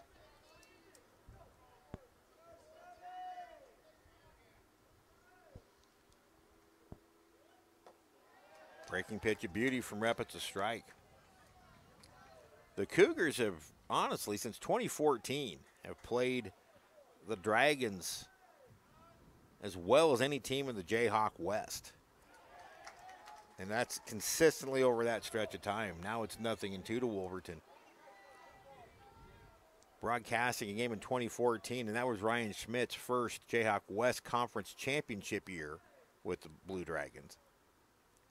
The pitch, grounded right to second. Erickson has it on to first, and the Dragons miss another scoring opportunity. They have now stranded 7 through 6 innings. No runs, a hit, 2 left.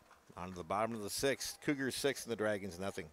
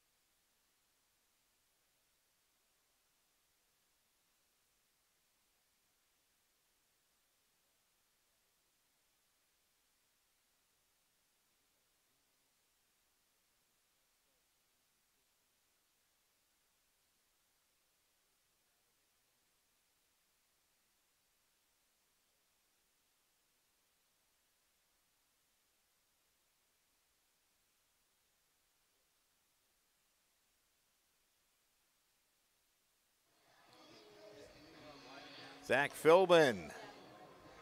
He's been marvelous out of the pen for the Dragons this afternoon. He'll get 9-1-2 here in the Cougars' 6th. 6-0. Barton leads. Philbin 2 2/3 innings. He allowed just 2 hits, struck out 4, and walked 1. 39 pitches. Ryan Summers worked 2. Matt Hopkins 1/3 of an inning. Swing and a miss by the center fielder Chandler Kelly. Kelly with an RBI single. That got the Cougars on the board with that 6-run third. Dragons had a couple of errors in there, and then things really went south. Strike called, 0-2 to Kelly.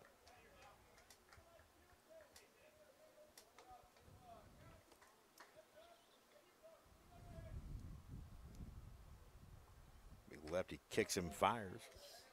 Challenging Kelly on 2, and it's fouled back to the screen. Great outing by Moose to this point. He's really calmed things down for Hutch from a defensive standpoint. 0-2 pitch, that's foul off again. Pomeroy starting to get loose down in the Cougar bullpen. You have to wonder with the pitch count of reps still somewhat in good shape if Coach Biggs is thinking about running him back out or maybe saving him until, if he needs an inning or 2 from him tonight, if they get to that point, or tomorrow. 0-2 pitch misses. Count 1-2 now to Philbin. There are really 2 thought processes there, and you touched on both. But right now you're deep enough into the tournament where you're at 75, 80 pitches. You might as well run him, rep back out there. Jam shot, pulled foul, because you're not. He's already thrown that many pitches. He won't pitch again tonight. Doubtful that he would be able to pitch again tomorrow. Maybe a batter or 2. Yeah, it's not like there's an opportunity that you're going to be playing in 2 or 3 days. It's today and tomorrow afternoon, really. Pitch a little bit high. They check down to first. No swing, and it's 2-2. Carp, what do you?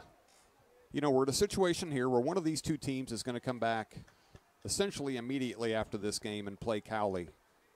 And Cowley has been off since they played the 4 o'clock game yesterday. Yes. That started about 5 o'clock, so they've been off now for over 24 hours. There's a swing and a miss. Kelly goes down on strikes. That's now 4 strikeouts for Philbin. 1 away here in the 6th, and Harrison Dank, the leadoff hitter, steps in. He is 1 for 3 with a double and an RBI. So Cowley comes in having a little over 24 hours off, but they're going to come out and play cold tonight, whereas their opponent will have just played a game. pros and cons. Where do you see? Is there an advantage one way or the other? Early on, the team that played the 4 o'clock game, and I have actually tracked this, the team that wins the 4 o'clock game, it's another swing and misses. Now, as Philbin's challenging high and getting swings and misses, 1-1 the dink. If the team that wins the 4 o'clock game wins the first 3 innings of the 7 o'clock game, it's going to be a battle, and it's a 50-50 chance if they win. That pitch fouled out of play to the right, 1-2 now to dink. If the team that is undefeated in the finals wins those first 3 innings, normally they have gone on to dominate the championship game. And very rarely at that point did we see an if game. Last 2 years we have seen the if game. There's a high fly to left center. Morganson and Shaffer drifting. It's Morganson making the call, and there's two-way. So the first 3 innings tonight, whoever comes out of this game will be if they win those first 3 innings, they're going to be considered the favorite to win the game. That said, Cowley has the deepest pitching staff in the state of Kansas, and that may include KU and K-State. Yeah, it says something about it when, and you're going to have to help me with the name. It just left me, but the starting pitcher they threw against us on Friday. It was Cole? Yeah, Cole Thomas. Cole Thomas. Sorry about that, Cole. When he goes 9 innings against us, allows 1 earned run, and it raises his ERA. That tells you a little something about the strength of their staff. And it's always been that way under Dave Burrows. 1-1 pitch. That one is nuke-looshed back to the screen. Got my Bull Durham reference in tonight. Nicely done. We did the math on this. Brett Hallier actually started the process and it went back to 04. I took it back another 10 years. If Cowley doesn't win the Region 6 tournament, in order to go to Grand Junction, you have to beat Cowley. And every year the champion has beaten Cowley. Strike called outside corner, 2-2 to Ingroff.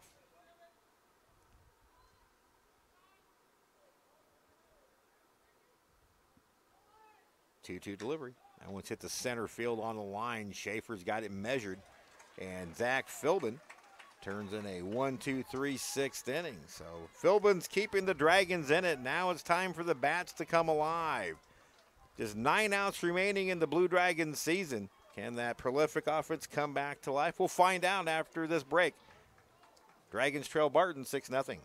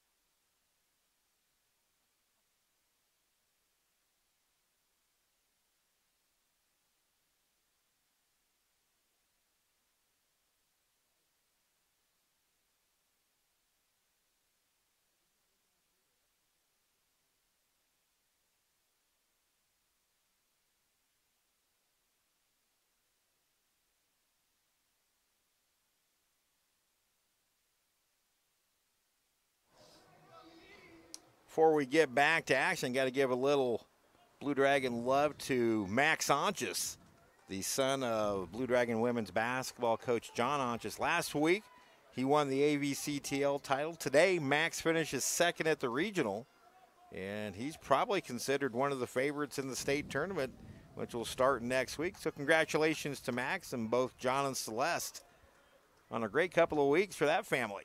Ryan Moritz, big swing and a miss. And a Andrew Rep offering. That is pitch number 79. Moritz 0 for 2. He has grounded out it grounded into a double play and struck out. Grounds this one right at the second baseman, Erickson. And there's one away here in the Dragon 7th.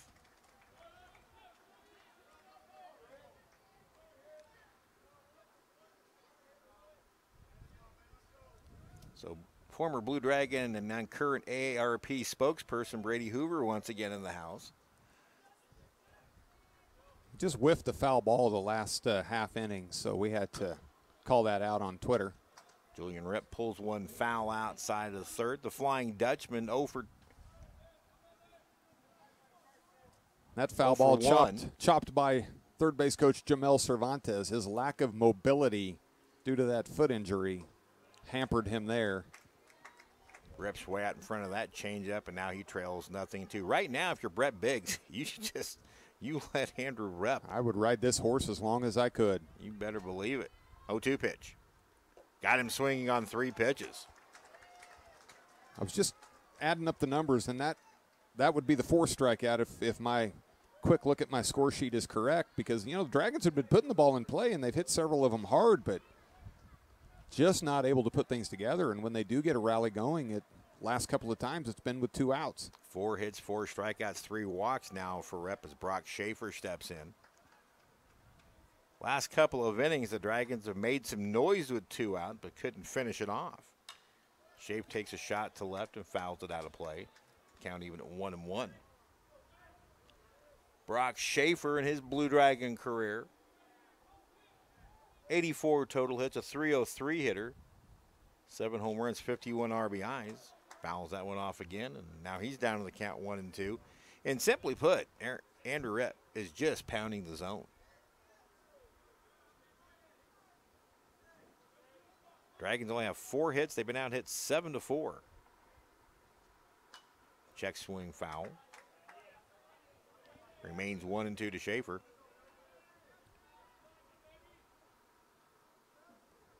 Shaffer with his second half of the season. His stock has gone up in terms of recruiting, where he'll land next year. Pitch outside.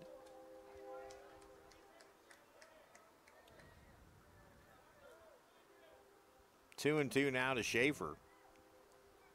We should get this one in.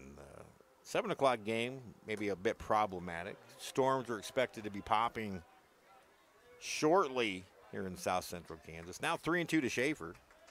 That was my Merrill Teller moment for the afternoon. Here's the payoff. That's the line down the right field line, but it's going to go foul.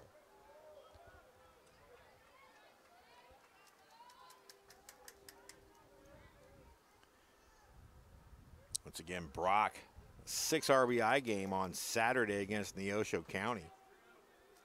Cole Larson was that pitcher for Cole Larson, thank you. Cowley. Shonda Stewart gets credit for that assist. The pitch. Again pulled foul.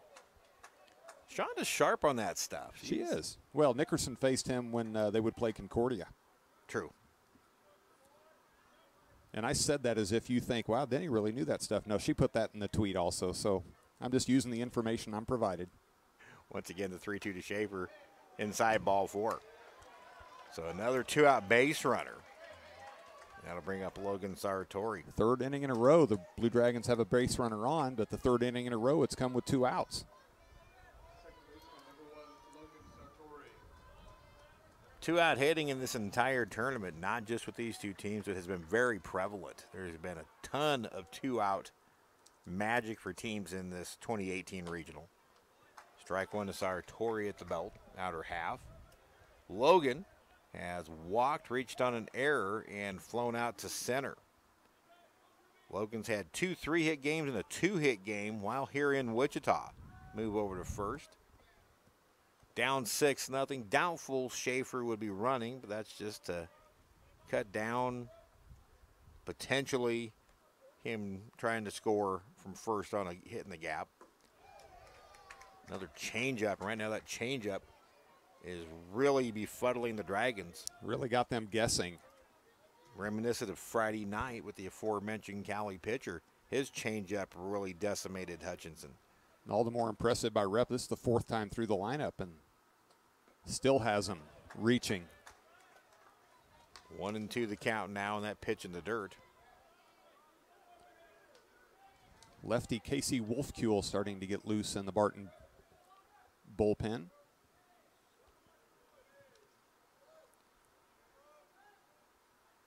The 1-2 to Sartori.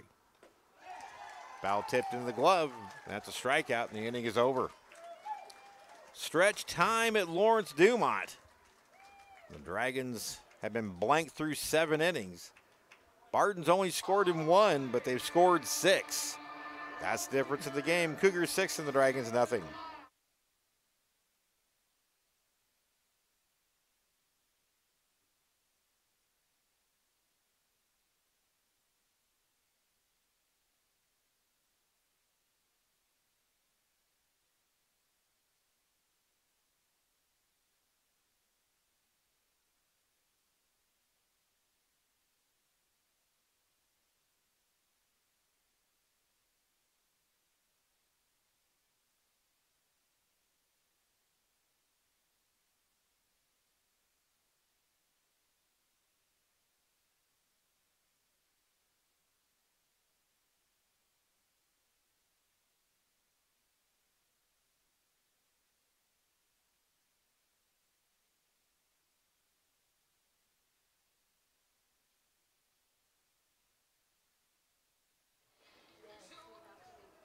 Welcome back to Lawrence-Dumont Stadium, everybody. Steve Carpenter, Denny Steckline with you. Brandon Sams and Cherise Sams working the controls on the stream.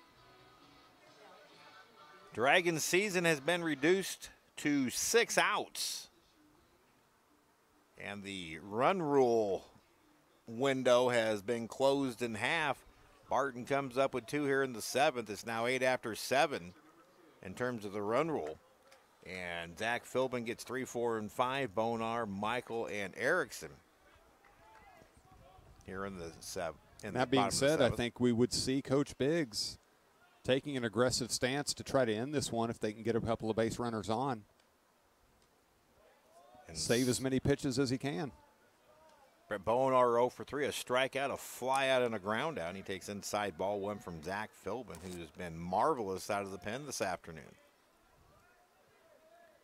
Big lefty kicks and fires. That's a strike. Need to give a shout out to my youngest daughter, Samantha. Sammy. Wow, was involved on that minor bus crash in Hutchinson this morning where 2 school buses collided.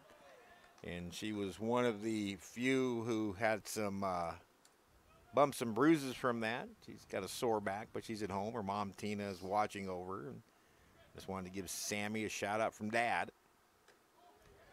Pitch taken a little bit high, and it's 2-2. Sammy came up with the greatest Mother's Day gift for Tina yesterday, and she did this all on her own. Her own day spa where Sammy did the entire work by herself, and it was just the neatest thing. Pitch popped a foul out of play. Does she take reservations? As much fun as Tina had, I think that might be in the offing. I'll talk to her about that. Looking forward to her concert down at Third Thursday with Hawk Rocks. That's going to be a lot of fun Thursday night. Hard hit ball right at the first baseman Baxley. He gobbles it up and will win the race to the bag. 1 away here in the Cougar 7th.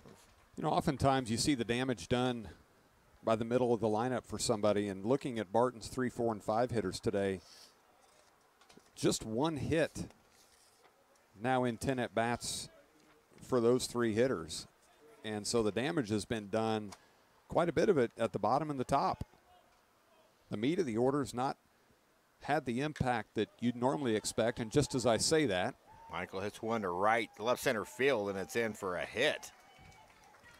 Brock Shaffer hustles it in, so it's a double to left center, the 8th hit of the game for the Cougars.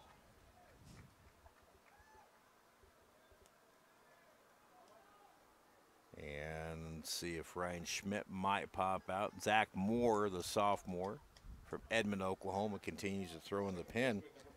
Philbin's longest outing before today.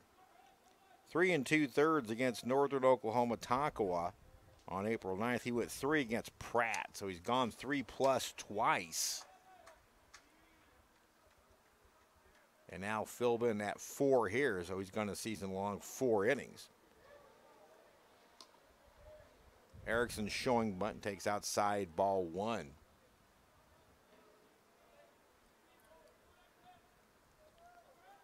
Dragons have been doubled up and hits now 8-4.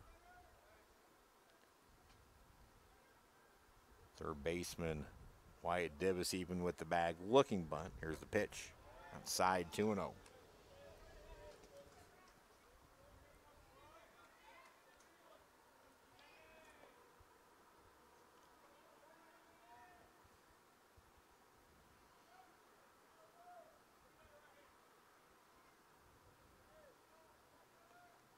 Wine is its way outside now 3-0. So the Philbin has 65 pitches. Got to wonder if he's not starting to run out of gas a little bit. Again, longest 3 2/3, so he has surpassed that. Only the third time this year he's gone past 3 innings. Zach Moore's ready. Taking all the way is Erickson to strike and count 3-1. Championship game tonight at 7. If the Blue Dragons do wind up losing here, you can get that game, if you wish, on the Jack Conference website. Little jam shot pop-up, Baxley coming on. It lands fair. That should be a foul ball. And it is. Here's the difference on that. If that would have done that on the outfield side of first, that would have been a fair ball. But because the ball hadn't crossed the first base plane, it went foul before being touched. It's a foul ball.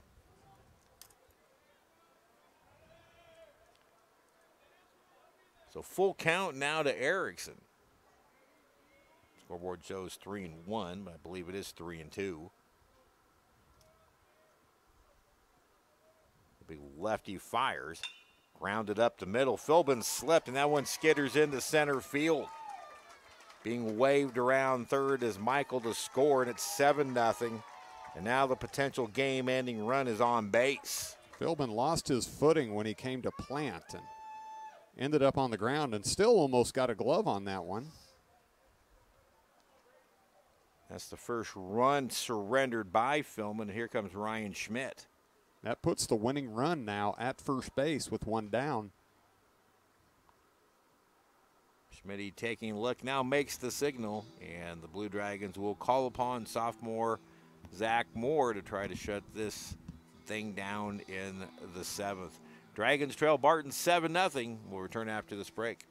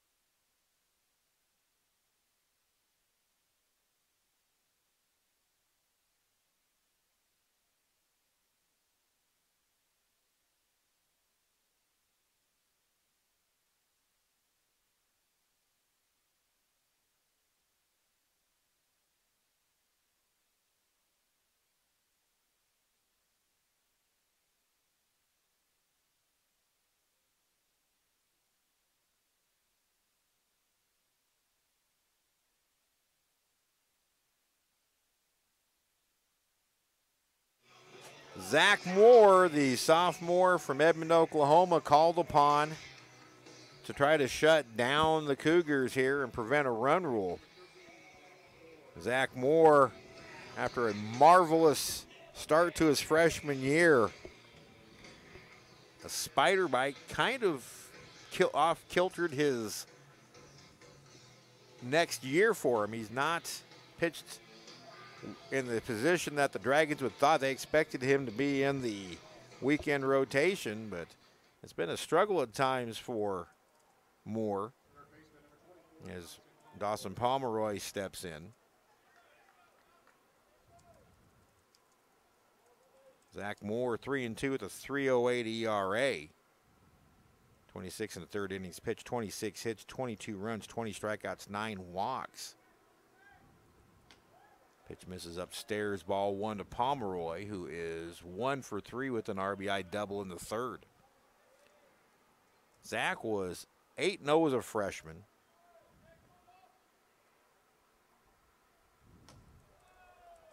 But it missed a couple, I believe it was 3 weeks late in the season with a leg injury, and it really just kind of changed the trajectory of the next year of Moore's pitching career.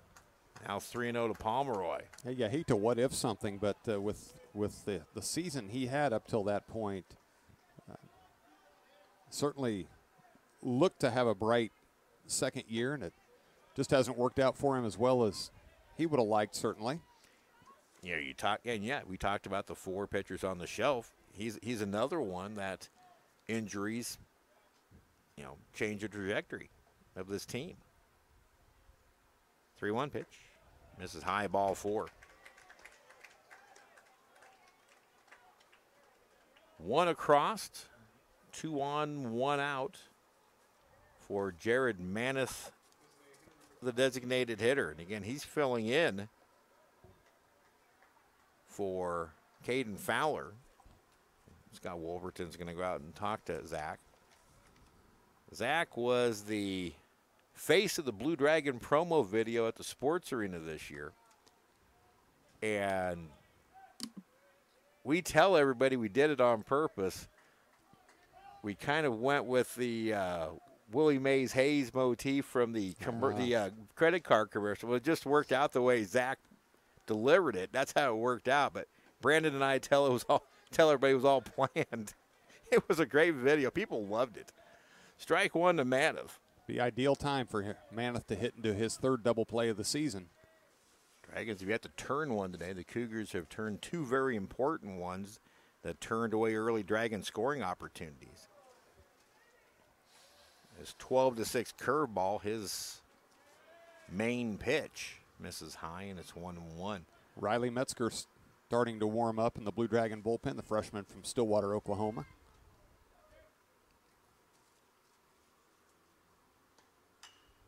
One shot foul toward the Dragon pen. Who's that running spot down there? That's Timo. Got into a nice stance there. Coach Phil Anderson would have been proud of that stance. As Timo awaited that liner. Runners at first and second, 1 away. Here's Moore's pitch. Way high, 2-2.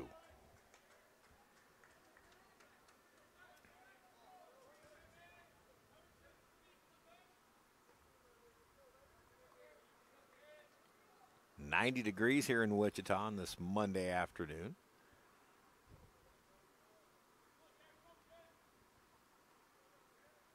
Moore delivers the 2-2. Got him chasing on a high fastball, and there's 2 away. That was the freshman, Zach Moore. Doesn't this just have the feeling of one of those Kansas weather days where something is brewing? Yes. Yes. And I hope I'm wrong, but, you know, the clouds are really building all around us. Sun shining, as you can see if you're watching. Tops of that one off to the northeast are peaking up pretty high. That's bad news for Northeast. Ground ball to short, bobbled by Nedved. He flips to second, but not in time. That'll be an error on Nedved, the 3rd of the day, and the inning is extended. And the Cougars have them loaded with the potential game-ending run sitting at 3rd base.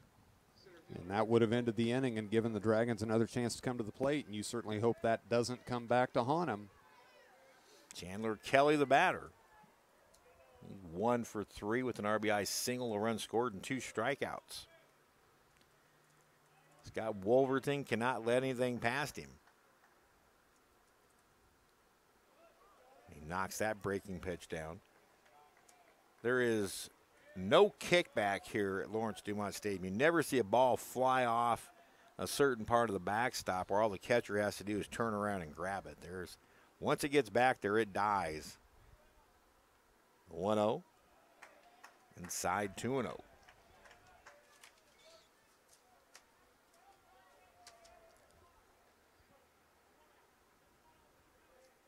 Dragons hoping to get out of this inning. That's up the middle and in the center field, and that's your ball game. The Dragons get run-whirled in the season finale, losing to Barton 8-0. Hutchinson will end its season at 39-22. They'll finish third in the Region 6 tournament. And the Jayhawk West champion Cougars will meet the Jayhawk East champion Cali Tigers in the championship game. So 8-0, the Dragons end it. Their postseason run comes to an end, but they made it interesting. It was a fun run after the Cali loss. And Denny and I will tally everything up and reflect a little bit on the end of the 2018 season. The Dragons fall here in the losers bracket final of the Region 6 tournament, falling to Barton 8-0. We're back in a moment.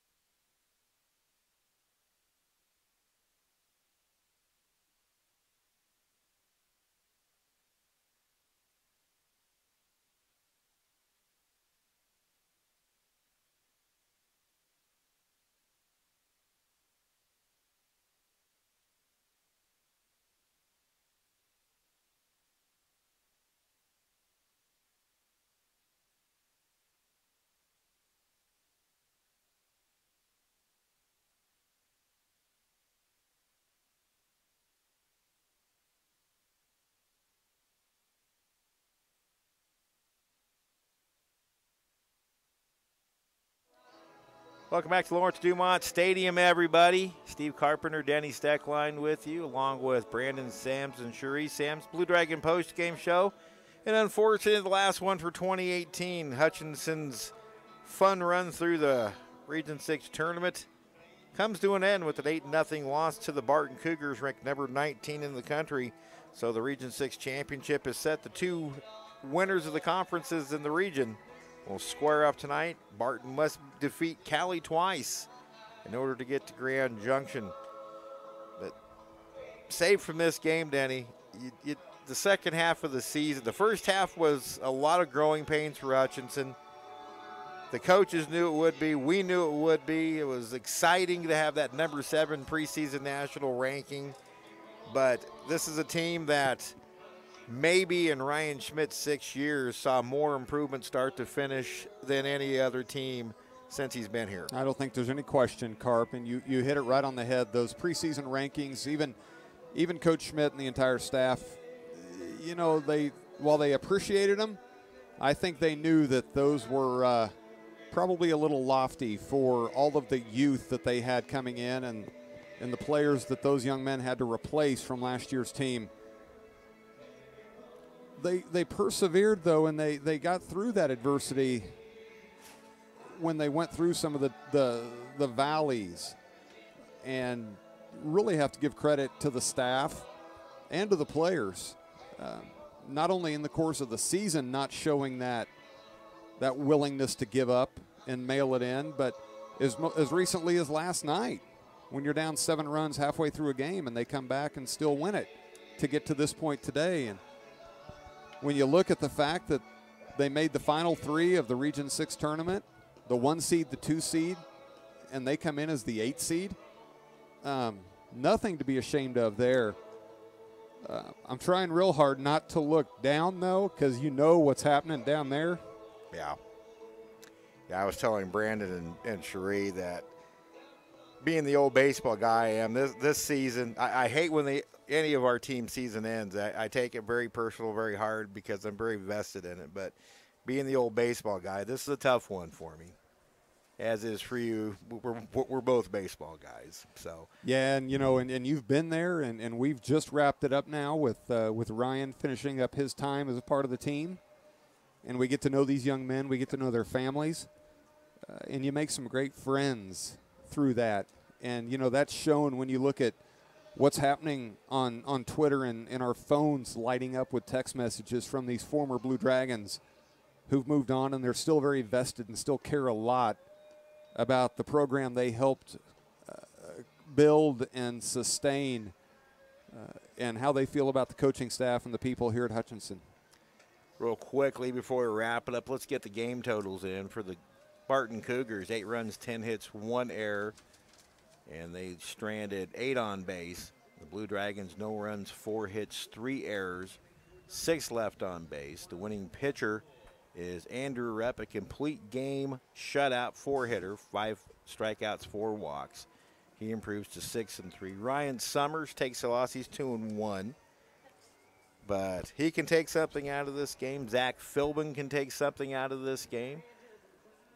And they can the Blue Dragon freshmen can take a lot out of this postseason as just a lesson, an object lesson in battling through adversity. They could have seriously folded up during the Neosho County game and called it good there. They could have folded up against Seward County. They could have folded up, especially last night against Johnson County, and yet they battled one more day, got one more game in, and they showed a lot of perseverance. You know, and I'm looking at my notes here as we're starting to clean things up here in the press box.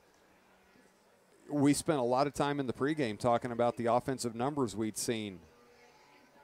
And that was something that maybe it's on us, Carp. Maybe we jinxed it because no runs on 4 hits today is not what we have seen over these last three games plus out of these Blue Dragon bats. But, you know, when they put 13 on the board in the top of the 9th against Neosho, we kind of joked, well, we hope we didn't spend it all right here.